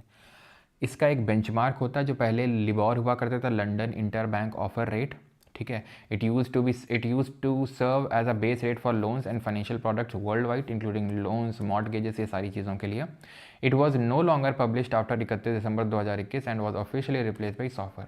क्योंकि इसमें कुछ घपले हुए थे, इसकी वजह से लिबोर को सारी कंट्रीज ने एक्सेप्ट करना बंद कर दिया। और सॉफर सिक्योर्ड ओवरनाइट फाइनेंसिंग रेट, अब ये आरबीआई ने गाइडलाइंस आई थी कि सबको सॉफर का यूज़ करना है, सिक्योर्ड ओवरनाइट फाइनेंसिंग रेट का, ठीक है। The MIBOR was the Indian version of LIBOR. तो जैसे लिबोर था London inter bank offer rate, तो इसका इंडियन वर्जन था मिबोर। ये यूज़ किया जाता था इंटरनेशनल लेंडिंग के लिए, अंतर्राष्ट्रीय अगर एक बैंक को दूसरी बैंक से करना है, ये इंडिया में यूज़ होता था MIBOR, Mumbai inter bank offer rate, ठीक है। मिबोर वॉज रिप्लेस बाई जो आपका ये एफबीआई ओवरनाइट मिबोर है, इससे इसको रिप्लेस कर दिया गया था। ये चीज़ आप ध्यान रखेंगे, ठीक है। तो ये मेनली क्या होते हैं, कुछ नहीं, ये एक तरीके के बेंचमार्क डिसाइडर्स होते हैं कि कितने में बैंक्स आपस में कितने रेट में डील करेंगे, उसके लिए एक कॉमन प्लेटफॉर्म क्रिएट करता है ये, ठीक है। This stand for what, financial benchmark India private limited, ठीक है, FBIL। अब आते हैं मनी मार्केट क्या होती है, समझते हैं। तो मनी मार्केट भी मैं बता चुका हूँ आपको, शॉर्ट टर्म लोन के लिए मनी मार्केट होता है और लॉन्ग टर्म के लिए होता है कैपिटल मार्केट। शॉर्ट टर्म के लिए मनी मार्केट और लॉन्ग टर्म के लिए होता है कैपिटल मार्केट। तो शॉर्ट टर्म मार्केट में कॉल मनी आता है, नोटिस मनी आता है। एक दिन से कम का लोन चाहिए कॉल मनी में जाओ, और अगर 2 से 14 दिन का लोन चाहिए तो नोटिस मनी में जाओ। ये कि मैं अगेन आपको पहले ही बता चुका हूँ, ठीक है। कैपिटल मार्केट लॉन्ग टर्म के लोन होते हैं, they are use for long term investment including stocks and bonds, ठीक है। जैसे कि फॉर एग्जांपल ट्रेजरी बिल, इनके बारे में मैंने आपको कल बताया था, ये शॉर्ट टर्म गवर्नमेंट सिक्योरिटीज़ होती हैं इशूड बाय आरबीआई। 3 टेनर में इशू किया जाता है, 91 डेज़ की, इसका डबल 182 और इसका 4 टाइम्स या फिर इसका डबल ले लो 364 डेज़। तो 3 टेनर में इशू किया जाता है। T bills, treasury bills are categorise as money market instruments because they have a maturity of less than 1 year. लेकिन उनसे तो बड़े हैं इसका, ठीक है। जो आपका ये मनी मार्केट है उससे टाइम पीरियड तो बड़ा है कैपिटल मार्केट का, क्योंकि यहाँ पे देखो 1 दिन से कम कॉल मनी, 2 से 14 दिन नोटिस मनी, अगर इससे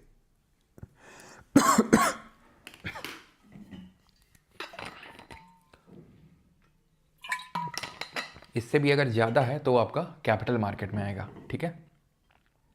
जैसे फॉर एग्जांपल आप लोग पूछते रहते हैं कि सर क्या है गवर्नमेंट सिक्योरिटी, क्या है ये सब ट्रेजरी, तो देख लो अभी इस तरीके का होता है ट्रेजरी बिल। पहले ऐसे ही होता था, ये जमाइका का है इंडिया का मिला नहीं, ठीक है। तो इस तरीके से होता था, यहाँ लिखा होता था यहाँ फाइनेंस सेक्रेटरी। तो इस तरीके से बॉन्ड, ठीक है, मम्मी ने दिखाई भी थे, पहले रख रखी थी, एक बकसिया थी हमारे घर में छोटी सी, अभी भी है, तो उसी में ही मम्मी रखती थी। ये बॉन्ड हुआ करते थे, ठीक है। अभी तो सब डिजिटल हो गया है। निफ्टी 50 क्या होता है, ये टॉप 50 कंपनीज होती हैं वर्ल्ड वाइड। निफ्टी 50 तो खुराक ले लीजिए। अच्छा,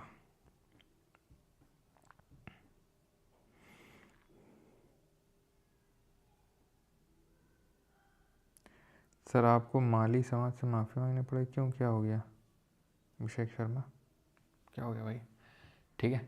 तो गवर्नमेंट ऑफ जमाइका का ये ट्रेजरी बॉन्ड है।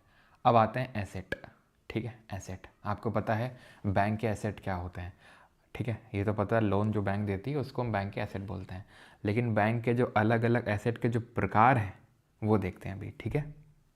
ओके, शुरू करें, ऑलराइट, ठीक। तो एसेट अलग अलग तरीके के होते हैं। जैसे रेगुलर एसेट होता है, रेगुलर एसेट वो होता है बैंक का जो उसको टाइम टाइम पे ब्याज देता रहे और जो मूलधन है उसकी भी रिकवरी हो जाए। Regular assets are financial asset that generate consistent returns over the long term. They typically include loans where both interest and principal are repaid on time, है ना। सब हंसी खुशी चल रहा है, किसी को लोन दिया, वो टाइम टाइम पे ब्याज दे रहा है और पैसा भी पूरा लौटा के दे गया। ये है आम जिंदगी। और अब आएगी मेंटोस जिंदगी, स्ट्रेस्ड एसेट्स। ये वो लोन होते हैं that are not performing. Not performing का मतलब ये है ब्याज नहीं आ रहा है ना मूलधन आया है, फॉर लेस देन 90 डेज, 90 दिन हो गए हैं, मतलब 90 दिन से कम ही हुए हैं, ठीक है। 60 दिन, 70 दिन, 80 दिन, 85 दिन, और ब्याज नहीं आ रहा है और नई मूलधन आया है, यानी अब स्ट्रेस वाली सिचुएशन बनना शुरू हो गई। अब आएगा सुपरमेंटोज जिंदगी, एनपीएस, नॉन परफॉर्मिंग एसेट। ये जो स्ट्रेस्ड एसेट है, जहाँ ना तो ब्याज आ रहा है ना तो मूलधन आ रहा है, अगर ये 90 दिन से बढ़ जाए, ठीक है, और 1 साल तक रहे ये ऐसा ही, तो उसको बोलते हैं सब स्टैंडर्ड एसेट। 12 महीने हो गए, 1 साल हो गया और अभी भी लोन नहीं आ रहा है ना तो ब्याज आ रहा है, इसमें डाउटफुल एसेट है। और अगर इससे भी ज़्यादा हो गया, ठीक है, जहाँ पे ये ऑडिटर्स जो हैं बैंक के जो होते हैं, उनको ये समझ में आ गया है कि अब ये नहीं आएगा, उसको बोलते हैं लॉस एसेट। लेकिन इसको ध्यान रखना है, राइट ऑफ नहीं किया जाता है। राइट ऑफ का मतलब है बैंक अपनी बुक से अभी नहीं हटाती है, उसको लगता है कि हाँ आ सकता है क्योंकि उम्मीद का दामन अभी छूटा तो नहीं है, ठीक है। तो सब स्टैंडर्ड एसेट 90 दिन से 12 महीने यानी कि 3 महीने से 1 साल, ठीक है, 1 साल से ज़्यादा डाउटफुल एसेट, और अब ऑडिटर्स को लग रहा है कि अब तो बहुत मुश्किल ही है, तो लॉस एसेट होता है वो, ठीक, क्लियर है। ये होते हैं एनपी, इसको बोलते हैं एनपीए, नॉन परफॉर्मिंग एसेट। वो लोन जो परफॉर्म करना बंद कर दिया, जिस पे ब्याज और मूलधन आना बंद हो गया है। ये एक समय 2017-18 की बात है, बहुत बहुत कम था ये, ठीक है, 11.2, सॉरी बहुत ज़्यादा था ये, 11.2% एनपीए की बात कर रहा हूँ। फिर अभी 2024-25 में अगर देखें तो बहुत कम आ चुका है, नहीं अभी ठीक ठाक हालत में हमारी बैंक्स हैं, सिर्फ 2.6% के एनपीए। और उसके पीछे एक पर्टिकुलर एक्ट है जिसका बहुत बड़ा रोल है, वो क्या है वो भी हम देखेंगे। लेकिन बैंकों के एनपीए होते क्यों हैं? बहुत लोग फ्रॉड कर देते हैं, बैंकों में करप्शन चलता है, जिसकी वजह से बैंक हाई कॉरपोरेट जो इंडिविजुअल्स होते हैं उनको लोन चढ़ा देते हैं कि लो बेटा दबा के लोन, करप्शन हो जाता है तो अपने सगे संबंधियों को लोन के थ्रू पैसा घुमा देते हैं। हर्षद मेहता आप रिकॉल कर सकते हो, ठीक है। तो लोग क्या है कि अपने सगे संबंधियों के हाई कॉरपोरेट को दे दिया, या फिर जो हमारे एग्रीकल्चर लोन्स होते हैं, पीएसएल लेंडिंग मैंने आपको बताया था, तो एग्रीकल्चर में बहुत अनियमितताएँ रहती हैं। बारिश नहीं हुई, फसल नहीं हुई तो कहाँ से लोन लौटाएगा, तो इस वजह से धीरे धीरे वो एनपीए की कैटेगरी में जाना शुरू हो जाते हैं, ठीक है, लोन फ्रॉड होना शुरू हो जाते हैं। और बहुत सारे ऐसे लोग होते हैं जो लोन भर तो सकते हैं लेकिन वो लोन भरते नहीं हैं, और ऐसे लोगों को क्या बोलते हैं, कोई बताएगा? चलो अभी वो देखेंगे, लेकिन पहले आते हैं बैड बैंक्स क्या होती हैं। बैड बैंक नाम से सुनने में लग रहा है कि ये वो बैंक होती हैं जो बड़ी ख़राब होती हैं या फिर जो दिवालिया हो गई हों, ऐसा नहीं है। ये वो बैंक होती हैं जो कि इन एनपीएस को हैंडल करती हैं। हैंडल करने से मेरा मतलब ये, इनका काम ये है कि ये बैंक के एनपीए, बैंकों की हेल्प करती हैं उनके एनपीए को रिकवर करने में, जिसमें ये क्या करती हैं, बोलती हैं कि हम एनपीए को रिकवर करेंगे, उसमें कुछ हिस्सा अपने पास रखेंगे और कुछ हिस्सा आपको देंगे। लेकिन ये बहुत ज़्यादा चलती नहीं है। चलती बहुत ज़्यादा इसलिए नहीं है क्योंकि ये लोग जो है बहुत ही कम पैसा अपफ्रंट देते हैं, ठीक है, पहली बात, और बहुत ही कम शेयर ये बैंकों को देती हैं। तो बैंकें जनरली इनको अपना नहीं देती हैं, क्या, अपना जो एनपीए है वो ट्रांसफ़र नहीं करती हैं। उनको लगता है हम ही जितना है वही वसूल लेंगे। तो national asset reconstruction limited NARCL और India debt resolution company limited, ये 2 हैं आपकी, जो कि 2021 के बजट में अनाउंस हुई थी। ये काइंड ऑफ बैड बैंक्स हैं। ऐसे गवर्नमेंट ने तो नहीं बोला था कि ये बैड बैंक्स हैं, लेकिन हाँ उसी तरीके से ये कॉन्सेप्ट एक्चुअल में साउथ ईस्ट एशिया से एमर्ज हुआ था बैड बैंक्स का। ऐसी बैंक जो बाकी जो बैंक हैं उनका एनपीए रिकवर करने में हेल्प करती हैं, कुछ हिस्सा अपने पास रखती हैं और कुछ उनको दे देती हैं, ठीक है, ऑल राइट। तो ये NARCL और इंडिया डेट रेजोल्यूशन कंपनी एक तरीके की क्या है, बैड बैंक्स हैं, ठीक है, जो खराब ऋणों को रिकवर करने में हेल्प करती हैं। ऐसे लोगों को बोलते हैं जो लोन भर तो सकते हैं लेकिन भरते नहीं हैं, क्या, विलफुल डिफ़ॉल्टर। विलफुल, अपनी इच्छा से नहीं दे रहा, वो दे तो सकता है लेकिन विलफुल डिफ़ॉल्टर है। विलफुल डिफ़ॉल्टर वो होता है जैसे कि मुझे पता है मैंने इस प्रॉपर्टी के बदले ब्याज लिया था, एक तो ब्याज भी नहीं भर रहा हूँ, उस प्रॉपर्टी को बेच डाला मैंने, उस प्रॉपर्टी को बेच दिया। बहुत लोग होते हैं ना कि जिसमें कई लोग क्या, प्रॉपर्टी लेने जाओ, ठीक है, हमारे साथ भी ऐसा हो चुका है, प्रॉपर्टी जैसे एग्रीकल्चर ज़मीन ली, पता चला उसमें तो केस चल रहा है, और सॉरी मतलब उसमें तो लोन उठा रखा है उसने।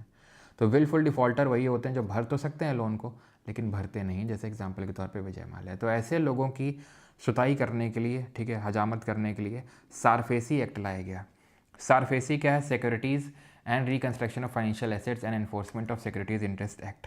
इसके तहत क्या है, बैंकों को ये पावर दी गई है कि मतलब बहुत भयंकर पावर दी गई है कि आप ऐसे लोग, उनको तो पहले आप अल्टीमेटम दे दो कि भाई क्यों नहीं लोन चुकता कर रहे हो, और अगर फिर भी ना करें तो आप उनके खिलाफ एक्शन ले लो। पहले तो 60 दिन का, यहाँ पे आपको टाइम जानने की ज़रूरत नहीं, बस मैं आपको ऐसे वर्ड्स में बता रहा हूँ, पूछेगा नहीं आपसे, ठीक है। तो 60 दिन का आप नोटिस दे दो कि अपने ड्यूज़ क्लियर करो, और ना क्लियर करे, जो भी इसने कोलेटरल रखा था, गिरवी रखा था, उसका पोजीशन ले लो, उसको हथियार लो तुम, ठीक है। अगर कोई कुछ कंपनी टाइप है, उसका मैनेजमेंट टेक ओवर कर लो तुम, ठीक है।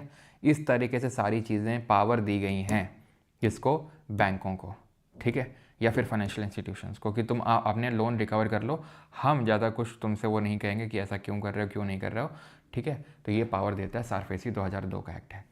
अब ये वो एक्ट है जिसने कि बैंकों के एनपीए को रिकवर करने में या फिर कम करने में बहुत बड़ा रोल इसने प्ले किया है, and that is insolvency and bankruptcy code 2016। Insolvency and bankruptcy, किसी को पता है क्या डिफरेंस होता है इसमें? कोई बताना चाहेगा what is the difference between insolvency and bankruptcy? देखिए, इंसॉल्वेंसी होती है मेरी पैसा भरने की औकात नहीं है ही नहीं, पैसा नहीं भर पाऊंगा। बैंक्रप्सी उसकी लीगल फाइलिंग है, मतलब इंसॉल्वेंसी का मतलब मैं पैसा नहीं भर पाऊंगा, नहीं भर पा रहा हूँ। बैंक्रप्सी है मैं बता रहा हूँ कि मैं पैसा नहीं भर पाऊंगा, किसको? जिससे मैंने लिया है पैसा, उसको। समझ रहे हो? तो हैं वही सेम चीज़ें। इंसॉल्वेंसी है मैं पैसा भर नहीं पा रहा हूँ, बैंक्रप्सी उसकी जाहिर जो मैं कर रहा हूँ, जाहिरनामा जो कर रहा हूँ, उसको लीगली बता रहा हूँ उसको, अथॉरिटी को, कि यार मैंने हाथ खड़े कर दिए। एक तो है कि मेरी लगी पड़ी है लंका, ठीक है, लेकिन मैं जाहिर नहीं होने दे रहा हूँ, मैंने हाथ खड़े कर दिए। जैसे नहीं होता है फाइटिंग में, यूएफसी वगैरह में भी, कि उसने जैसे नहीं गर्दन दबा ली, कॉर्नर में ग्रेगर और वो जो खबीब लड़ते हैं, तो गला पकड़ लिया, दबा लिया, ठीक है, काफ़ी देर तक तो सहते रहते हैं कैसे तैसे, फिर एक पॉइंट पे आके टैप कर देते हैं कि भाई अब नहीं हो पाएगा, तो टैप कर दिया, बैंक्रप्सी हो गई, ठीक। तो ये 2016 में आया था, अरुण जेटली फाइनेंस मिनिस्टर थे उस टाइम के, और अगर अरुण जेटली जी जिंदा होते तो जो आज निर्मला सीतारमन जी के पास रिकॉर्ड है, वो होते रिकॉर्ड उनके पास, मतलब बजट सबसे ज़्यादा, क्योंकि वही फाइनेंस मिनिस्टर होते, काफ़ी करीबी थे मोदी जी के। खैर, ओके, तो ये काफ़ी एक अच्छा एक्ट माना जाता है। It helps in the quick resolution of financial insolvency, ensuring that the defaulting companies पे बैक लेंडर्स ऑन टाइम। देखिए ये है क्या, ये एक्चुअल में बैंक को डायरेक्ट करता है कि आप CIRP शुरू कर सकते हो। CIRP का मतलब होता है corporate insolvency resolution process, to resolve what? To resolve a twin balance sheet problem. Now what is this twin balance sheet problem? कोई बहुत भयंकर चीज़ नहीं है, भले सुनने में लग रहा हो twin balance sheet crisis, actual में कुछ नहीं। जैसे हमें पता है ये बैंक की, हम पढ़ते हैं लाइबिलिटीज़ हैं या एसेट हैं, इसी तरीके से देखा था। बैंक ने जो लोन दिया है वो उसका एसेट है, बिल्कुल। तो जिसको भी लोन दिया है, मान लो इस कंपनी को दिया है, उसके लिए जो लोन उसने लिया है उसके लिए वो लाइबिलिटी होगी। तो इसके बैलेंस शीट से उड़ गया मतलब ये लोन अब नहीं दे पाएगा, चला गया, अब नहीं दे पाएगा, जैसे कि कोविड के टाइम पे हुआ है कुछ उस तरीके से, ठीक है, वो लोन नहीं दे पाया, तो इसके बैलेंस शीट में इशू आया, क्राइसिस आया, और इसके बैलेंस शीट में भी क्राइसिस आया, इसकी लाइबिलिटी साइड में, इसकी एसेट साइड में। तो यही है ट्विन बैलेंस शीट क्राइसिस, खत्म। अब इसको किस तरीके से रिजॉल्व किया जा सकता है उसको बोलते हैं कॉर्पोरेट इंसॉल्वेंसी रेजोल्यूशन प्रोसेस। इस पूरे प्रोसेस को बोलते हैं ये प्रोसेस, ठीक है। अब ये इसलिए इफेक्टिव है क्योंकि यहाँ पर एक टाइम पीरियड स्पेसिफाई कर दिया गया, 2017 में एक अमेंडमेंट किया गया और उसके थ्रू क्या किया गया, ये कर दिया गया एक टाइम पीरियड, किसके लिए? रेजोल्यूशन या लिक्विडेशन के लिए। यहाँ पे दो तरीके हैं, या तो रेजोल्यूशन कर लो, मान लो किसी कंपनी ने लोन लिया तो उसका रेजोल्यूशन किस तरीके से, रिकवरी हो सकती है, रेजोल्यूशन बोल लो या रिकवरी बोल लो, एक ही चीज़ है, ठीक है। रिकवरी है, उसको किस तरीके से रिकवर कर सकते हैं। अगर वो नहीं हो रहा है तो किस तरीके से लिक्विडेशन किया जा सकता है, किस तरीके से, तो रिकवरी इसका सोचो, या लिक्विडेशन का मतलब ये होता है उस कंपनी को किस तरीके से थोड़ा ठीक ठाक करके, हजामत करके उसकी बेच दो उसको और पैसा निकाल लो, बैंक अपना पैसा निकाल ले और उसको थोड़ा बहुत पैसा देते जिसकी वो कंपनी है, उसको बोलते हैं लिक्विडेशन। लिक्विडेशन का मतलब ये होता है कि पूरी उस कॉर्पोरेट बॉडी को या कंपनी को पूरी तरीके से आपने क्या किया, वाइंड अप कर दिया, ठीक है। और इससे जितने भी शेयर होल्डर्स हैं उन सब को उनका जो हिस्सा और बैंक ने अपना पैसा निकाल लिया। कैसे करके? उसमें थोड़ा बहुत हजामत करके, उसको थोड़ा बहुत ठीक करके। और यहाँ पे टाइम लिमिट्स प्रिस्क्राइब्ड हैं, जैसे कि under IBC 2016 moratorium period that is calm period of 180 days is granted when a company undergoes insolvency process. In some cases को 270 दिन में एक्सटेंड किया जा सकता है। और इसमें जो एपिलेट कोर्ट है जहाँ पे कंपनी अपील कर सकती है वो या तो NCLAT है, ठीक है। देखो, एक तो नेशनल कंपनी जो लॉ ट्रिब्यूनल है, नेशनल कंपनी लॉ ट्रिब्यूनल, यहाँ केस चलता है, ठीक है। ये हिंदी में लिखा हुआ है, नेशनल कंपनी जो लॉ ट्रिब्यूनल है NCLT में, वहाँ पे चलता है। फिर आप अपील कर सकते हो national company law appellate tribunal में, फिर आप जा सकते हो हाई कोर्ट, सुप्रीम कोर्ट। तो यहाँ पे भी बड़ी जल्दी जल्दी रेजोल्यूशन हुआ, जिसकी वजह से काफ़ी एकदम से कम हो गया, ठीक है। क्लियर है? ये जो प्रोसेस होता है इसमें मैं डिटेल में नहीं जा रहा हूँ, इतना नीड नहीं है, जैसे क्योंकि यहाँ पर एक बनती है कमेटी ऑफ क्रेडिटर्स। ये कमेटी ऑफ क्रेडिटर्स का काम ये होता है कि ये इनवाइट करती है रेजोल्यूशन प्लान को फ्रॉम रेजोल्यूशन एप्लीकेंट्स। वो रेजोल्यूशन प्लान रखेगी, ठीक है, वो इनवाइट करेगी कि किसी को इस कंपनी का रेजोल्यूशन करना है, कोई इंटरेस्टेड है इस कंपनी को लेने में, रेजोल्यूशन प्लान लेके आएगी वो, ठीक है। कमेटी ऑफ क्रेडिटर क्या करेगी? जो बोर्ड मेंबर है उस कंपनी को, उनको देखती है ठीक है कि नहीं, हटाती है, मतलब उसको उनको हटा ही देती है वो खुद बैठती है उन सबको हटा के, बेटा तुमसे तो हो नहीं रहा, साइड हटो। तो वो फिर रेजोल्यूशन एप्लीकेंट लेती है, फिर सेलेक्ट करती है प्लान को कि किसका सही लग रहा है, ठीक है, ऑलराइट।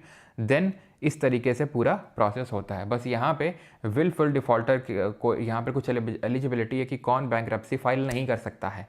जैसे जो विलफुल डिफ़ॉल्टर हैं वो नहीं वो कर सकते हैं, किसी के खिलाफ ऐसा बहुत भयंकर केस चल रहा हो वो नहीं कर सकता है। अगेन उतना हमें डिटेल में जाने की ज़रूरत नहीं है। बेसिक आपको समझाना था कि ये 2016 में आया था, 2017 में अमेंडमेंट हुआ और इसमें टाइम पीरियड को स्पेसिफाई कर दिया गया। नेशनल कंपनी लॉ ट्रिब्यूनल देखती है, ठीक है, इस पूरे केस को। एक बॉडी बनाई जाती है कमेटी ऑफ क्रेडिटर्स की under the CIRP that is corporate insolvency resolution process, जिसमें कि वो रेजोल्यूशन प्लान को इनवाइट करती है कि भाई किसके पास है, रेजोल्यूशन अप्लाई लोग करते हैं, उनमें से सेलेक्ट करती है, फिर रेजोल्यूशन वगैरह होकर सारा कुछ या तो उसका रिकवरी वाला ऑप्शन है या लिक्विडेशन की, उसको बेच ही दो उसको ठीक ठाक करके, उसको बेचना is the last option. Recovery नहीं हो रही है तभी मेनली कमेटी ऑफ क्रेडिटर ये सब बनती है, ठीक है, ऑलराइट, ठीक। चलिए अब बढ़ते हैं आगे, कुछ है नहीं, बस 2-3 मिनट का लेक्चर और वो है इंटर बैंकिंग रेगुलेशन। देखिए हुआ क्या कि ओवर द टाइम ये चीज़ की नीड समझ में आई क्या, कि बैंकिंग सिस्टम जो होता है एक इकोनॉमी की बैकबोन होती है। जो बैंकिंग होती है वो किसी इकोनॉमी की बैकबोन होती है, और किसी एक कंट्री की बैकबोन टूटी वो दूसरी कंट्रीज़ को भी अफेक्ट देता है। जैसे मान लो कि US का बैंकिंग सिस्टम चरमरा जाए, जैसे जो लेमैन्स ब्रदर क्राइसिस में हुआ था कि जब बहुत भयंकर सब प्राइम लेंडिंग हुई थी, यानी कि हाउसिंग सेक्टर जब बूम आया था तो भयंकर लेंडिंग करी गई थी, और उस भयंकर लेंडिंग में क्या हुआ था, लोग पैसा वापस नहीं कर पाए थे, सब फेल हो गया था, और बाकी कंट्रीज़ को भी इसका खामियाजा भुगतना पड़ा था। तो फिर इसीलिए एक इंटरनेशनल रेगुलेशन बनाने की नीड पड़ी कि भाई बैंकों को फेल नहीं होने दिया जा सकता है। अब बैंक का फेल नहीं होगी जब उनके पास क्या होगा, शॉक एब्जॉर्बर होगा, जिसको कि हम बोल सकते हैं कि कुशन होगा। अब बैंकों का जो कुशन होता है वो क्या होता है, तो बैंकों का कुशन होता है जैसे कि RBI बोलती है कि हमारे पास कुछ कैश में रख दो, कुछ अपने पास नॉन कैश फॉर्म में रख लो, जैसे गवर्नमेंट सिक्योरिटी और गवर्नमेंट सिक्योरिटी या फिर गोल्ड वगैरह में। इसके अलावा बैंक ऑफ जो इंटरनेशनल सेटलमेंट है, ठीक है, तो जिसका हेडक्वार्टर आपको बेजल स्विट्जरलैंड में देखने को मिलेगा, ठीक है, ब्यूरो ऑफ इंटरनेशनल सेटलमेंट, जिसका ऑफिस यहाँ पे है बेजल में। तो यहाँ पे Basel committee on banking supervision बैठती है, और उसने 3 सेट ऑफ रेगुलेशन लेके आया, Basel 1, 2 and 3 in different years. पहले बेजल 1 आया, फिर उसके बाद बेजल 2 आया, देन उसके बाद बेजल 3 आया, एंड सो ऑन। इस तरीके से बेजल नॉर्म्स निकल के आए, ठीक है। तो क्योंकि कुशन के तौर पर, ठीक है, कुशन के तौर पर कुछ पैसे को रखना है, ऐसा बेजल नॉर्म्स में निकल के आया। CRR तो RBI बोलती है, SLR भी बोलती है, लेकिन यहाँ पे ये बात निकल के सेंट्रल बैंक के जो गवर्नर्स हैं ग्रुप ऑफ 10 कंट्रीज़ इन 1974, तो इन्होंने बोला कि आपको एक CAR भी मेंटेन करना है। सबसे पहले बेजल 1 1988 में हुआ, it focused almost entirely on credit risk, ठीक है, और इसने CAR की बात करी, कैपिटल एडिक्वेसी रेशियो। ये वो कैपिटल है, ये वो पैसा है जो इसने बोला 1988 में जब हुआ कि वो पैसा है जो आपको एज अ कुशन के तौर पर रखना है, ठीक है, जो आपको एज अ क्वेश्चन के तौर पे अलग से रखना है। ठीक है, the minimum capital requirement was fixed at 8% of what, of risk weighted asset. ना what is risk weighted asset वो समझो। एसेट अलग अलग तरीके के हो सकते हैं, जैसे कि बैंक जो लोन देता है वो उसका एसेट होता है। तो बैंक ने मान लो एक रेगुलर सैलरीड एम्प्लॉय है, ठीक है, वैसे ही सब कुछ पूछेगा नहीं ये जो मैं चार्ट बना रहा हूँ, लेकिन बस समझाने के लिए इसको बना रहा हूँ, ठीक है। तो रेगुलर सैलरीड एम्प्लॉय है, उसको लोन दिया, समझिएगा, ठीक। एक है जो बिजनेस कर रहा है, ठीक है, एक रेगुलर सैलरीड एम्प्लॉय। एक है जो नया नया बिजनेस सेटअप कर रहा है, उसको लोन दिया गया, ठीक है, जिसका क्रेडिट हिस्ट्री थोड़ा सा ठीक है कि लेता है दे देता है, लेकिन फिर भी थोड़ा सा हल्का सा रिस्की है। और एक ऐसा आदमी है, ठीक है, जिसका क्रेडिट रिकॉर्ड ठीक नहीं है, ठीक है। एक तो मतलब हम ये रख सकते हैं कि एक बिजनेस पर्सन है जो कि अंबानी टाइप जैसा है, ठीक है, और एक है माल्या टाइप जैसा। तो आप मुझे बताओ रिस्क सबसे ज़्यादा कहाँ होगा? यहाँ पे तो सबसे कम रिस्क होगा, मान लो 0%। यहाँ पे मान लो कि ये अंबानी टाइप का कोई बिजनेसमैन है, ठीक है, तो यहाँ पर मान लो कि रिस्क कितना है, 10% है, क्योंकि अंबानी लोग 10,000 20,000 रुपये तो नहीं लेंगे, वो तगड़ा लोन लेंगे। तो मान लो कि यहाँ पे 10% है कि उनकी वो चीज़ ना चले, ठीक है। और बिजनेस पर्सन का मान सकते हैं जो जैसे माल्या टाइप है कि उनका है 80%। तो मतलब इसी तरीके से जितने लोन दे रखे हैं आप उनको रिस्क असाइन करो, कितना रिस्क है वो असाइन करो, ठीक है, और उसका एवरेज निकालो। तो जितना निकल के आएगा, ठीक है, रिस्क, उस रिस्क वेटेड एसेट का जितना रिस्क निकल के आएगा 8% आपको मेंटेन करके रखना है। That is called as capital adequacy ratio. उसको क्या बोलते हैं? कैपिटल एडिक्वेसी रेशियो, ठीक है। तो आपको समझ में आया कैपिटल एडिक्वेसी रेशियो क्या है? तो बैंक ऑफ जो ये इंटरनेशनल जो बैंक सेटलमेंट है उसने क्या बोला है कि कुछ पैसा एज आ क्या रखना है, क्वेश्चन के तौर पे रखना है ताकि बैंकिंग सिस्टम फेल ना हो। कितना रखना है? तो और उसको बोला गया capital adequacy ratio 8% of risk weighted asset. Risk weighted asset मतलब जो एसेट यानी जो लोन दिया उसको रिस्क असाइन करो, उसका 8%। इसका अगर फॉर्मूला पूछ ले, यहाँ पे मैं एक सेकेंड लिख देता हूँ, ठीक है। फिर 2004 में फिर से बेजल नॉर्म्स आए थे, उसको बढ़ाया गया रिस्क वेटेड एसेट के परसेंटेज को। इसका फॉर्मूला होता है ये, tier 1 capital plus tier 2 capital upon risk weighted assets into 100, ये फॉर्मूला होता है। अब ये टीयर 1 कैपिटल क्या होता है? इसको हम बोलते हैं कोर कैपिटल, और इसको बोलते हैं टीयर 2 को सप्लीमेंट्री कैपिटल। सप्लीमेंट्री कैपिटल मतलब एग्जाम्पल के तौर पे मैंने अपने पास कुछ पैसा रख रखा है ताकि अगर एकदम से कल को ज़रूरत पड़ जाए तो मैंने कुछ पैसा रख रखा है। कुछ मैंने कैश रख रखा है और कुछ मैंने गोल्ड रख रखा है, या फिर ऐसे कुछ मैंने कैश रख रखा है, कुछ मेरे पास गोल्ड है, मैंने कुछ इसी तरीके से क्या कर रखा है, मैंने कुछ प्रॉपर्टी बना के रखी हुई है ताकि कल को काम आ जाएगी। कुछ मैंने मान लो कि एफडी करवा रखी है अपनी। तो क्वेश्चन दोनों हैं, दोनों ही क्वेश्चन के तौर पे एक्ट करेंगे, लेकिन ये तुरंत कन्वर्टेबल है, तुरंत क्वेश्चन के तौर पे एक्ट करेंगे, ज़्यादा सेफ है। कोर कैपिटल है, ये कोर क्वेश्चन के लिए यूज़ हो रहा है। ये क्या है, उतना जल्दी कन्वर्टेबल नहीं है, लेकिन है क्वेश्चन के तौर पे ही, ठीक है। तो ये कोर कैपिटल तुरंत क्वेश्चन के तौर पे ऐड करेगा और ये थोड़ा सा टाइम लेगा जो सप्लीमेंट्री वाला है। तो ये है बस, और कुछ ज़्यादा अंतर है नहीं टीयर 1 और टीयर 2 कैपिटल में, ठीक है। ये मैंने आपको एकदम आसान शब्दों में समझा दिया है, ठीक है, ऑलराइट। इसके अगर आप एग्जाम्पल बोलोगे तो इसमें लाइक फॉर एग्जाम्पल इक्विटी वगैरह आ जाती है, ठीक है, इक्विटी वगैरह आ जाती है। इसमें जो डेट वगैरह होते हैं, डेट सबऑर्डिनेट डेट हो गया, ठीक है, जो लोन लॉस रिजर्व्स हैं वो सब आ जाते हैं इसमें, ओके। ये 2004 में आया था, ओके। एंड बेजल 3 2010 में आया था। Bank needs to maintain the CR to be maintain at this percent. The minimum tier 1 capital ratio and the tier 2 capital ratio have to be maintain at 10.5% and 2%। मतलब ऐसा banking of international settlement का कहना है कि tier 1 capital ज़्यादा होने चाहिए tier 2 capital से, ठीक है, ये चीज़ है, ऑलराइट। तो यहाँ पे हमारा होता है लेक्चर ख़त्म आज का, और बैंकिंग सिस्टम भी पूरा यहाँ से हमारा ख़त्म होता है, ठीक। अब आपको चाहिए इस बैच की अगर रिकॉर्डिंग वगैरह सारी चीज़ें तो आप ले सकते हैं 4.0 से, जहाँ recording, notes, quizzes, private Telegram group, हर चीज़ मिल जाएगी आपको यहाँ पे 4.0 बैच में।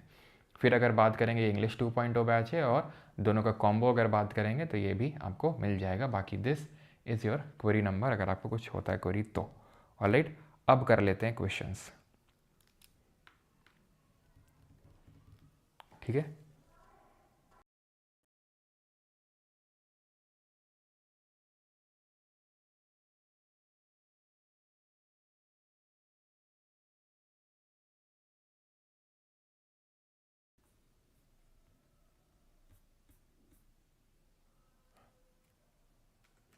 चलिए पहला क्वेश्चन करिए।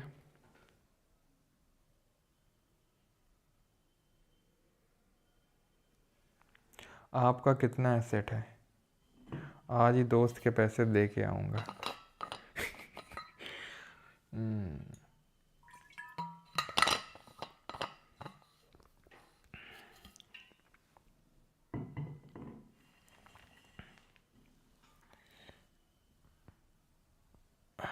चलिए,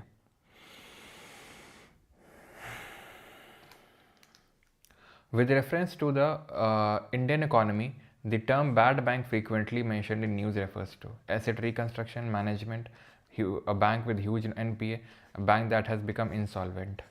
ये NPA को रिकवर करती हैं, एन एसेट रिकन्स्ट्रक्शन कंपनी होती है ये। ठीक है, for anything to be recognise as money it needs to have which of the following characteristic. किसी भी चीज़ को मुद्रा के रूप में मान्यता दिए जाने के लिए उसमें से क्या विशेषताएं होनी चाहिए? Should act as an intermediate in the exchange process, standard unit for quoting prices, must be easily divisible, have higher value in alternative uses.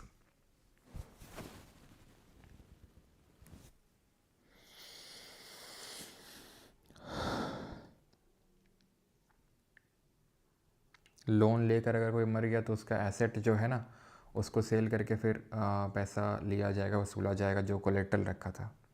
Yes, 11 हो चुका बिल्कुल। तो अब यहाँ पे बात करेंगे, चौथा वाला तो बिल्कुल ही नहीं होगा। अगर उसका ऑल्टरनेटिव यूज़ में हायर वैल्यू हो जाएगा मनी का, तो मनी को लोग क्यों यूज़ करेंगे? ट्रांजैक्शन मोटिव के लिए, इंटरमीडिएट के तौर पे ऐड करता है दो चीज़ों को एक्सचेंज करने में। स्टैंडर्ड यूनिट होता है फॉर कोटिंग प्राइस, किसी चीज़ का प्राइस कोट करना है, मोबाइल 50,000 का ले लो मेरा, या फिर ये मेरी बुक 200 रुपये में ले लो सेकेंड हैंड, तो वो कोट करने में हेल्प करता है प्राइस को। मस्ट भी इजीली डिविजिबल होना चाहिए प्राइस, है ना। जैसे मान लो कि कोई चीज़ है, मान लो कि उसका तुमने 500 रुपये दिया, 100 रुपये की चीज़ है, तो फिर मैं तुम्हें लौटा सकूँ तुम्हारा 400, तो वो डिविजिबल है money. 1 2 3 option number C. Which of the following are included in the M1 definition of money for the Indian economy. तो M1 परिभाषा में क्या आता है? M1 में क्या आता है? तो देखो M1 में सबसे पहले अगर आपको याद हो तो M0 का हमने लिया था करेंसी विद द पब्लिक, ठीक, बैंक वाली हटा दी थी, plus other deposit with RBI, ठीक है, other deposit with RBI plus demand deposit. तो डिमांड डिपॉजिट आ जाएगा, 4 होगा, 3 तो होगा नहीं, गया गया गया ख़त्म। यानी करेंसी जो पब्लिक के पास है और डिमांड डिपॉजिट है, ये आ जाएंगे आपके। ठीक है, और इसको हम क्या बोलते हैं? नैरो मनी बोलते हैं। वैसे M1 M2 दोनों को बोलते हैं, लेकिन स्पेसिफिकली अगर बात करें जहाँ से क्वेश्चन पूछा जाता है वो M1 है। Okay, alright. Which of the following actions by the government should lead to the contraction of money supply in the economy. किससे कॉन्ट्रैक्शन हो जाएगा मनी सप्लाई में? What is other deposit? भाई सो रहे थे, what is other deposit with RBI बताया। तो जो अदर फाइनेंशियल इंस्टीट्यूशंस हैं, प्राइवेट एंटिटीज़ हैं, कुछ गवर्नमेंट्स हैं, उनके जो डिपॉजिट हैं बैंक को छोड़ के जो बाकी लोग डिपॉजिट RBI के पास हैं वो, ठीक है, इंडिविजुअल्स के नहीं होते, ध्यान रखना, हम लोग के नहीं होते हैं। So contraction of money supply contract कर जाएगी मनी सप्लाई। मतलब इसका ये है कि जब मनी की सप्लाई को हमें कम करना है तो परचेज़ कर लेंगे तो मनी डालनी पड़ेगी। Purchase of treasury bill bye the central bank from public, तो उनको मनी देनी पड़ेगी, तो ये तो कभी हो ही नहीं सकता है। 2 अपने आप हो गया, सेल ऑफ, और 4 भी अपने आप हट गया, sell off foreign exchange by the central bank. अब फॉरेन एक्सचेंज को सेल करेगी, ठीक है, सेल करेगी, तो मनी वो अपने पास ले लेगी जो इंडियन करेंसी है, ठीक है, तो मनी अपने पास ले लेगी तो सही हो जाएगा। सेल ऑफ ट्रेजरी बिल, बिल्कुल, परचेज नहीं हुई तो सेल तो हो गई, तो आंसर यहाँ पे 2 और 3 हो जाएगा। ठीक है, which of the following is included or are included in the narrow money. Narrow money का मतलब मैंने आपको क्या बताया? M1 बताया।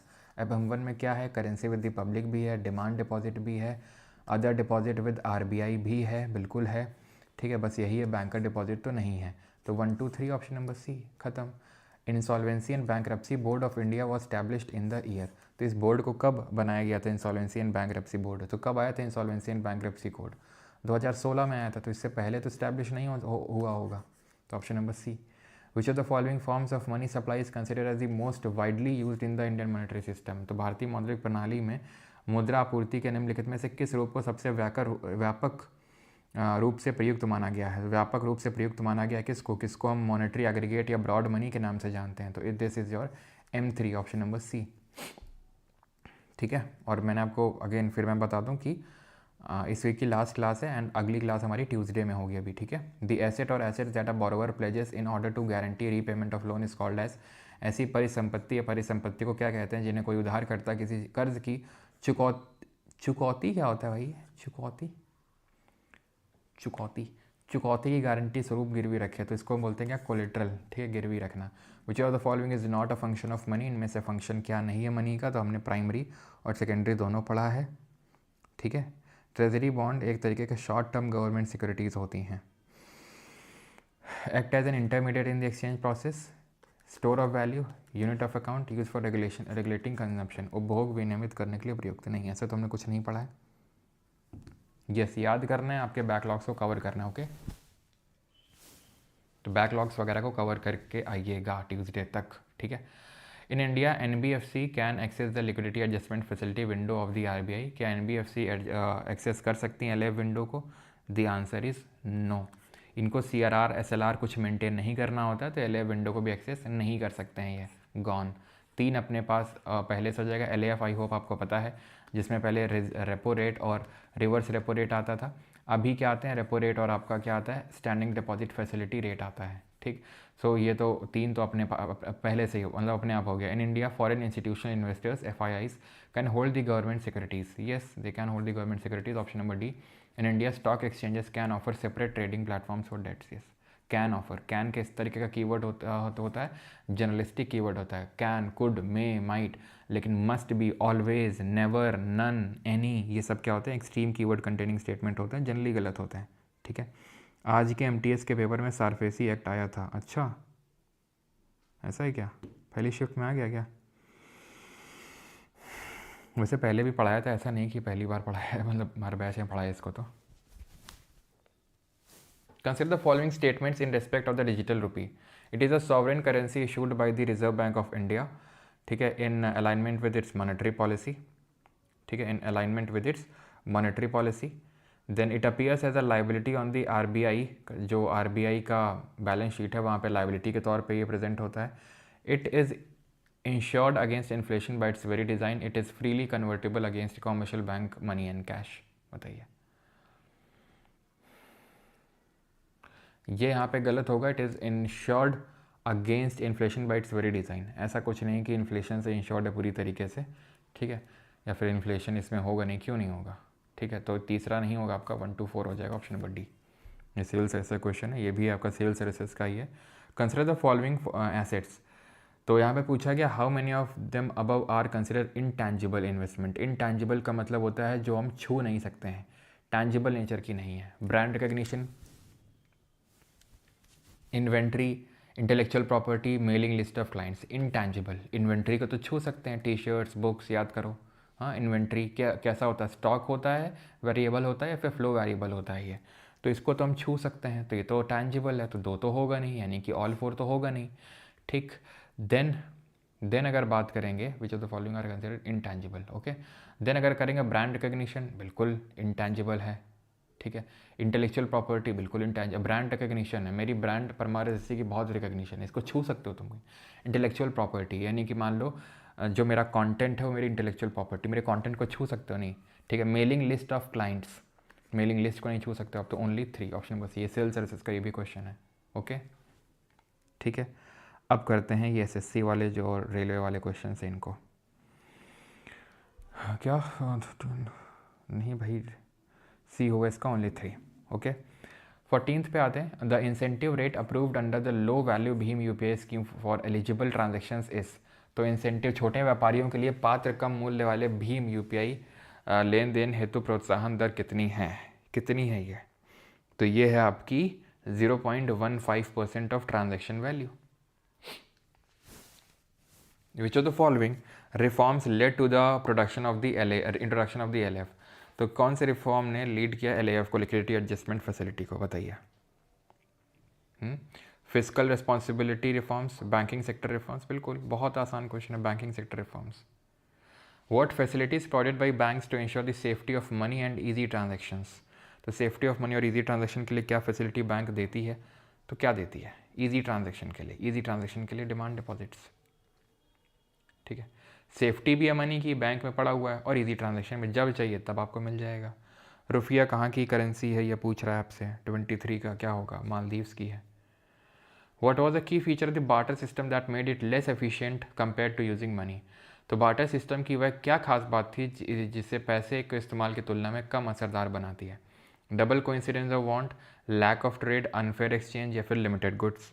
तो ये क्या है? डबल कोइंसिडेंस ऑफ वांट, ज़रूरतों का दोहरा संयोग, ये होना बहुत ज़रूरी है, नहीं तो ये बार्टर सिस्टम वर्क ही नहीं कर सकता है।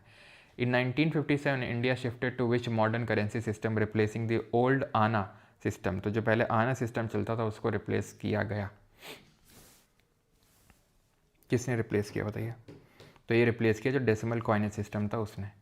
ठीक है, shifted to which modern currency system replacing the old, जो आना चलता था उसको रिप्लेस करके डेसिमल कॉइनेज सिस्टम लेके आया। ये छोड़ देना है डिवैल्यूएशन रिवॉल्यूशन के जितने भी क्वेश्चन दिखें। ठीक है, ये छोड़ने आपको, आई थिंक ये सब क्वेश्चन पढ़े। What is a cheque? Cheque क्या है? अच्छा, चेक में आपको एक MICR नंबर दिखता है। ठीक है, चेक में आपको एक MICR नंबर दिखता है, वो क्या है? MICR, magnetic ink character recognition. पहली बात तो इसका फुल फॉर्म होता है। तो जो चेक लीफ होती है, जो चेक बुक होती है, उसको हम चेक लीफ, मतलब चेक बुक तो होगी, सारी चेक हैं, उसमें एक जो होती है उसको हम चेक लीफ बोलते हैं। यहाँ पे होता है चेक नंबर, और उसके बाद जो लिखा होता है उसको हम बोलते हैं MICR। कभी भी आप चेक देखोगे तो यहाँ पे एक नंबर लिखा रहेगा, फिर गैप होगा, फिर उसके बाद यहाँ नंबर लिखा होगा, उसी नंबर को MICR नंबर बोलते हैं, magnetic ink character recognition. Type of saving account है, लोन फ्रॉम बैंक है, on order to bank to pay a specific amount of money from a person's account. RBI publishes figures of 4 alternative measures of money supply with M1, M2, M3 and M4. In this context, which of the following is called as narrow money? तो narrow money M1 और M2 दोनों को ही बोलते हैं IB में। ठीक है, SSC में क्वेश्चन आया, M1 माना, ठीक है, कोई नहीं, सह लेंगे। Which of the following statements about factor effect about the money multiplier are correct? यानी कि मुद्रा गुणक को प्रभावित करने वाले कारकों के बारे में निम्नलिखित में से कौन सा कथन सही है? Cash held by individuals act as a leakage and reduces the money multiplier. बिल्कुल सही बात है, क्योंकि अगर लोग बैंकिंग हैबिट नहीं बढ़ाएंगे, व्हेन आई से बैंकिंग हैबिट, तो दैट मीन लोगों का बैंक आना जाना, मतलब लोगों का बैंक में पैसे डिपॉजिट करना, सेव करना। अगर बैंकिंग हैबिट लोगों की बढ़ेगी तो मनी मल्टीप्लाई भी ज़्यादा होगी, क्योंकि मान लो मेरे घर में पड़ा हुआ 1 लाख रुपये, यही बैंक में जाकर डिपॉजिट कराऊंगा, बैंक किसी को लोन देगा, वो उससे धंधा चलाएगा अपना, उससे मनी मल्टीप्लाई होगी। तो मनी मल्टीप्लाई बढ़ता है अगर हमारी बैंकिंग हैबिट बढ़ती है। अगर हमने अपने पास कैश में रख रखा है तो वो मनी मल्टीप्लायर को रिड्यूस कर देता है। Higher reserves held by banks with RBI increases the money multiplier. No, हमने देखा है कि मनी मल्टीप्लायर का CRR के साथ विपरीत यानी कि इन्वर्स रिलेशन होता है। तो RBI के पास पैसा पड़ा हुआ है तो वो भी एक तरीके से इन्वेस्ट नहीं कर सकता कहीं पे, तभी तो हमने देखा तो वो हाई पावर्ड मनी M0 का हिस्सा था, which shows the total amount of money printed by the RBI। High CRR reduces the banking systems capacity to create money. Yes, अगर हाई CRR होगा तो उसकी कैपेसिटी कम है, क्षमता कम है उसको क्रिएट करने की। हाँ, देख रहे हो, या एडिक्विटी पैटर्न है, हाँ आराम से थोड़ा सा। In which of the following situation is a liquidity trap set to have occurred. Liquidity trap हो गई, यानी कि लोग ने क्या कर लिया, speculative demand for money high कर लिया, अपने पास पैसा ज़्यादा रख लिया। ठीक है, अपने पास पैसा ज़्यादा रख लिया, मतलब कि वो उसको इन्वेस्ट करना ही नहीं चाह रहे हैं। क्यों नहीं करना चाह रहे हैं? क्योंकि उनका ऐसा मानना है कि प्राइस अभी और गिरेगा और इंटरेस्ट रेट क्योंकि मार्केट में लो है तो अभी कुछ ज़्यादा अच्छा खासा हमें रिटर्न मिलेगा नहीं। तो which of the following situation is a liquidity trap set to have occurred. कब होगी? तो यहाँ पे perfectly elastic demand with respect to the interest rate. Interest rate थोड़ा सा कम हुआ, तुरंत पैसा और इन लोगों ने होल्ड कर लिया, तो परफेक्टली इलास्टिक डिमांड है with respect to the interest rate. ये चीज़ ध्यान रखिएगा। ठीक है, अगला है which of the following best illustrates, देख रहे हैं फेज 13 में लिक्विडिटी ट्रैप से क्वेश्चंस आए हैं काफ़ी। Illustrates liquidity trap, the central bank raises interest rate to control inflation, commercial, वही इन्फ्लेशन तो है ही नहीं, commercial banks to stop lending due to high default risk, interest rate are near zero but people prefer holding cash instead of investing, invest करने से अच्छा लोग को लग रहा है अभी कैश में पैसा रखते हैं। अगेन असर्शन रीजन का क्वेश्चन है, कथन और कारण। In barter exchange double coincidence of want enhances transactional efficiency, अच्छा double coincidence of want is done away with by money, यानी कि मुद्रा के प्रयोग से कैसे आवश्यकताओं के दोहरे संयोग की आवश्यकता समाप्त हो जाती है, बिल्कुल। लेकिन ये जो लिखा हुआ है कि बार्टर एक्सचेंज में double coincidence of want enhance कर देती ट्रांजैक्शनल एफिशिएंसी की, तो गलत है। Double coincidence of want barter exchange की एक लिमिटेशन है, उसकी एफिशिएंसी को कैसे बढ़ा देगा, उसकी एफिशिएंसी को कम कर देगा, बिकॉज लिमिटेशन है। और ये बात बिल्कुल सही है कि अगर आपने मनी इन्वेंट कर लिया, मनी जब इन्वेंट हुआ तो जो डबल कोइंसिडेंस ऑफ वांट की जो प्रॉब्लम है वो वहाँ पे खत्म हो जाती है, because there is something acting as a intermediary for the exchange, intermediate के तौर पे एक्ट कर रहा है एक्सचेंज के लिए। Alright. 35 the first 3 digit of the MICR magnetic ink character recognition number on your cheque specifies what.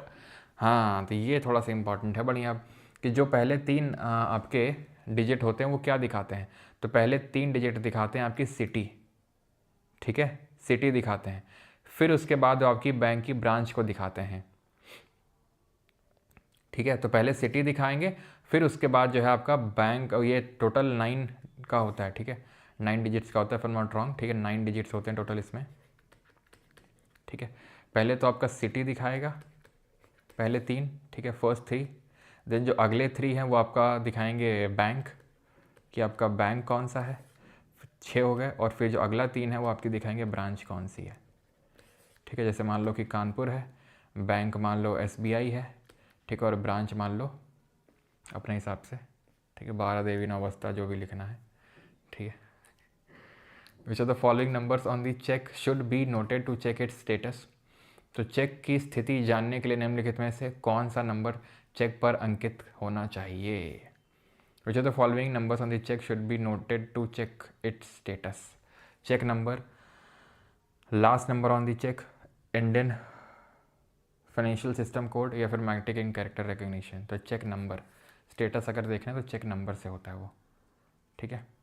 Indian financial system code is a dash and dash character code for identifying a bank and branch. IFSC होता है ना, जिससे कि bank के बारे में पता चलता है, और उसका एक तरीके से ब्रांच कोड है, IFSC से पता चलता है। ये 11 होता है, ठीक है।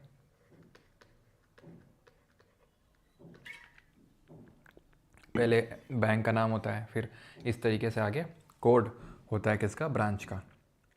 जैसे कभी अगर आपको शिकायत करने हो, ठीक है, कभी अगर आपको शिकायत करनी हो, ठीक है, तो आप से वो पूछेगा कोड, सिंपल, ठीक है।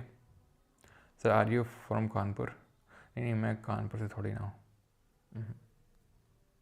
चलो, which policy reform targeted competitiveness and efficiency of the banking system after 1991, introduction of prudential norms and CRAR, that is capital, ये क्या है CRAR, capital to risk asset ratio. ये और CR में कोई अंतर नहीं है, जो मैंने कैपिटल एडिक्वेसी रेशियो बताया था, या फिर ये जो है capital to risk asset ratio, इसमें कोई अंतर नहीं है, ठीक है, वही है ये, ठीक है। Limited foreign entry into retail banking, full deregulation credit market, सब कुछ नहीं होगा, ये होगा introduction of prudential norms and CRAR, okay. और CR और CRAR में ऐसा कोई अंतर नहीं है। CRAR क्या हो जाता है, capital to risk weighted asset ratio, capital to risk weighted asset ratio, और वो है capital adequacy ratio. Selling of bond by RBI will cause money supply to, अब बॉन्ड सेल कर रहा है तो पैसा ले रहा होगा उससे, डिक्रीज कर देगा मनी सप्लाई को, ठीक। CHSL Tier 2, which of the following statement regarding the functions of money is all correct? Money as a account, unit of account means that it is standard numerical unit of measurement of the market value of goods, services and other transaction. Yes, money as a standard of deferred payment, तो हमें पता है ये primary motive होता है money का, कि वो ट्रांजेक्शन के लिए एक्ट करेगी, और स्टैंडर्ड ऑफ डेफर्ड पेमेंट हो गया, स्टोर ऑफ वैल्यू हो गया, ये इसके सेकेंडरी फंक्शंस होते हैं। तो money as a standard of deferred payment is not an important function, because modern economies rarely use money for future payments. अच्छा, इसका मतलब ये होता है कि लोन वोन आजकल कोई लेता ही नहीं है, लोन वोन तो चढ़ाता ही नहीं है, तो इसलिए ये कोई मतलब का है नहीं। तो कोई मतलब की बात है बिल्कुल नहीं भाई। आजकल लोग बहुत ज़्यादा ट्रांसफ़र करते हैं, ठीक है, कि हम बाद में पे कर देंगे, स्पेंड अभी कर रहे हैं पे लेटर करेंगे, बहुत चलता ही है, तो दूसरा वाला गलत हो जाएगा। If assets of a bank are greater than liabilities it will be recorded as, अगर एसेट यानी कि किसी बैंक की जो परिसंपत्तियां हैं उनकी देनदारियों से अधिक हैं तो इस प्रकार जो दर्ज किया जाएगा, asset of a bank are greater क्या, रिजर्व्स, ठीक है, बैंक के पास एक्स्ट्रा पैसा पड़ा हुआ है यानी कि उसके रिजर्व्स हैं वो। ओके, सॉरी एक second, greater than the liabilities, sorry net worth होगा, ठीक है, नेट वर्थ, उसकी वो नेट वर्थ कहलाएगी जितने एसेट ग्रेटर हैं लायबिलिटी से। Velocity of circulation of money कब ज़्यादा होगी, when the dash is less than the requirement of money, जब क्या होगा, जब जब डिमांड जो है वो कम होगी दैन द, एक second, when the money will be, velocity of circulation of money will be higher when the demand is less than the requirement of money.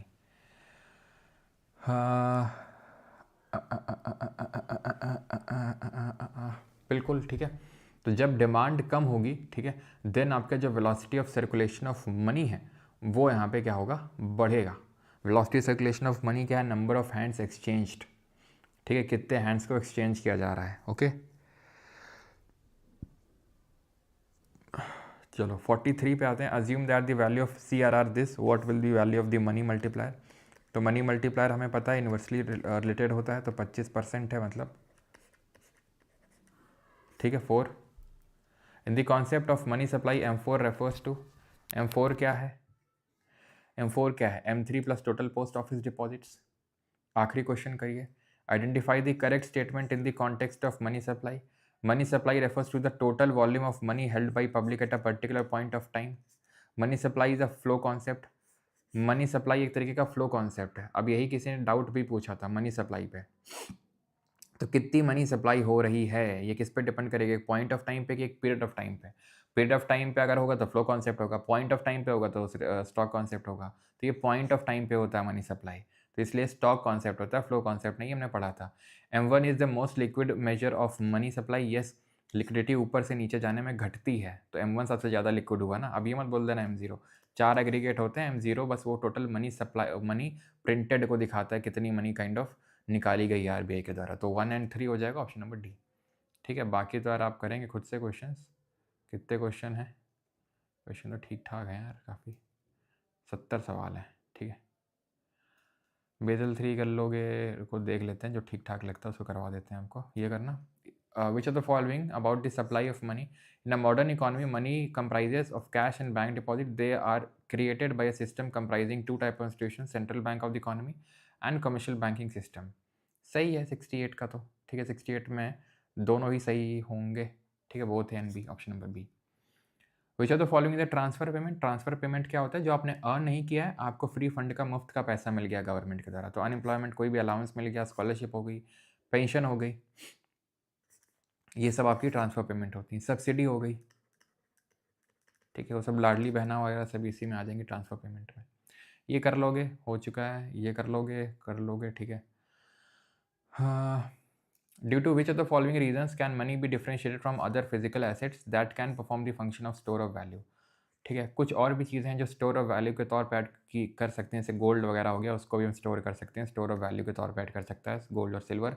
लेकिन कैसे वो डिफ्रेंशिएट है, money has common acceptability. Yes, money की common acceptability है, उस वो एक क्या है, वो एक लीगल है, मतलब लीगल क्या है, वो फिएट करेंसी, फिएट मतलब लीगल, उसमें वो है, अगर कोई एक्सेप्ट नहीं करेगा तो वो क्या सकता है, ठीक है। हो सकता है गोल्ड की एक्सेप्टेबिलिटी भी बहुत ज़्यादा और सिल्वर की भी बहुत ज़्यादा, ये भी हो सकता है। तो खैर क्लियर डिस्टिंक्शन तो ये नहीं है। मनी पोजेसेस लिक्विडिटी, ये तुरंत लिक्विड है, तुरंत कैश में कन्वर्ट हो सकती है, ये है, ठीक है। न्यूट्रल है, इजी टू स्टोर है। अब गोल्ड भी, गोल्ड तो मनी से भी ज़्यादा इजी टू स्टोर है भाई। तुम 1 करोड़ रुपए ये है, और ये रहा इतना सा सोना, ये इसी में 1 करोड़ हो जाएगा। तुम सोने के, ठीक है, एक बिस्किट ले लो सोने का, वो 1 करोड़ है, और 1 करोड़ अगर वही तुम लोगे कैश में तो झोला भरना पड़ेगा तुमको। तो कौन ही ईजी टू स्टोर है, झोला भर के। और इसमें मान लो चूहे को उतर के आके तो वो भी दिक्कत है, गल गया कोई नोट तो वो भी दिक्कत है, ठीक है, चोरी होने का भी दिक्कत है। इसमें क्या है, कहीं भी रख दो इसको तो, बिस्किट को, समझ रहे हो तुम।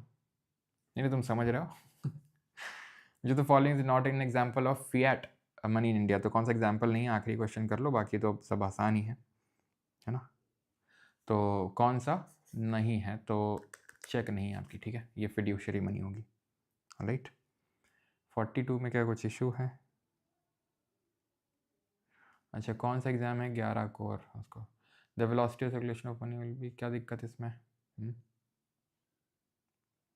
सर जैसे आजकल पेटीएम फ़ोन पे वगैरह लोन देते हैं, उसमें कोई एसेट तो दिखाते नहीं है वो, अगर ना पे करें तो सिविल के अलावा क्या कर सकते हैं वो लोग? नहीं यार कुछ तो करते हैं वो, मुझे एग्जैक्टली तो नहीं पता, लेकिन उनका भी प्रोसेस होता है, क्योंकि एक बार एक स्टूडेंट ने बोला था कि सर बचा लीजिए, पैसा दे दीजिए, नहीं तो बैंक वाले घर आ जाएंगे, ऐसा वैसा कुछ तो था, उसने ऐसे ही लोन लिया था।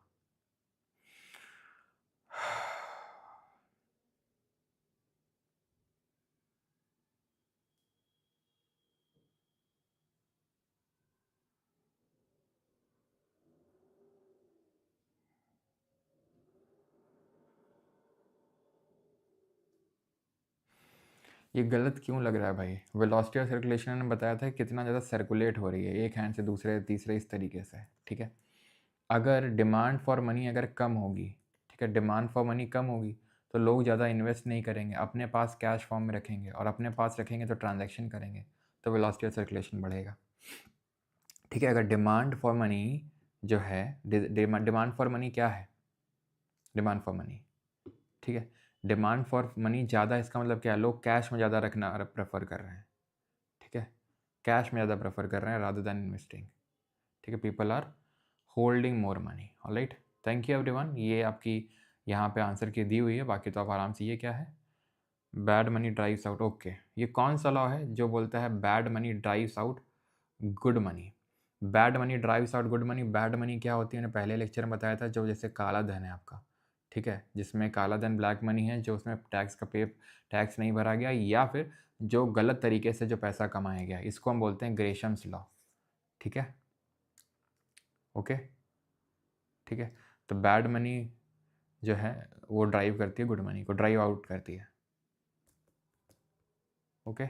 चलो, तो ये ग्रेशम्स लॉ है, बाकी तो आई थिंक आप सब कर लेंगे, और कुछ तो नया नहीं है, ठीक है। आंसर की भी, और ये आपका बैच है जहाँ से आप सारी चीज़ों का एक्सेस ले सकते हैं, बैच की रिकॉर्डिंग्स का, क्विजेस का, प्राइवेट टेलीग्राम ग्रुप का, सारी चीज़ों का, ओके।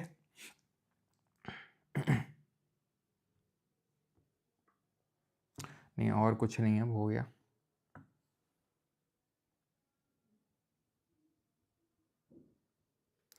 सर कोई व्यक्ति इतना प्रतिभाशाली कैसे हो सकता है, इतनी सारी जॉब्स अकेले कैसे?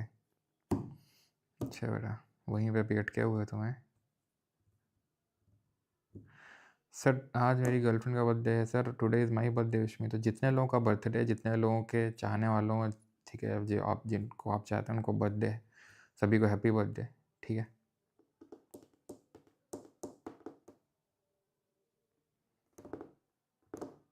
ठीक है, मिलते हैं ट्यूसडे को। ट्रेजरी बिल कैपिटल रेसीट में आएगा, एसएससी में पूछा था, और लिक्विडिटी डैमेज कैसे होता है? ट्रेजरी बिल कैपिटल रेसीट में आएगा, एसएससी जेई में पूछा था, अच्छा ओके। ट्रेजरी बिल्स, तो ट्रेजरी बिल जो हैं इससे क्या करता है, जो हमारा काइंड ऑफ सरकार लोन उठाता है, तो बिल्कुल कैपिटल रेसीट में आएंगे।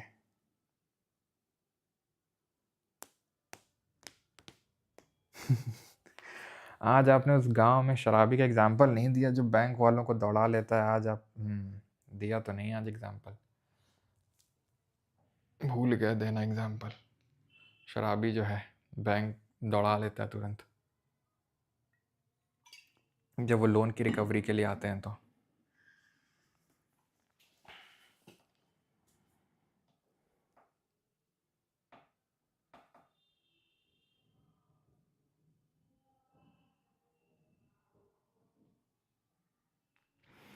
इकोनॉमिक्स की 5 ईयर प्लान बाकी है, बैलेंस ऑफ पेमेंट वाला बाकी, पॉवर्टी वाला बाकी, तो 3 क्लासेस बाकी हैं अभी टोटल इकोनॉमिक्स में।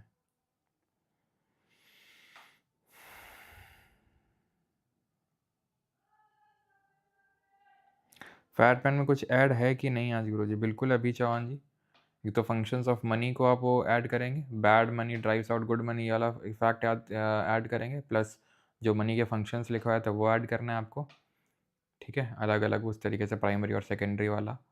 और तो ऐसा कुछ नहीं है शायद। ट्विन बैलेंस शीट वाला क्राइसिस लिख लीजिएगा, ठीक है, मतलब समझ तो आप गए होगे क्या होता है।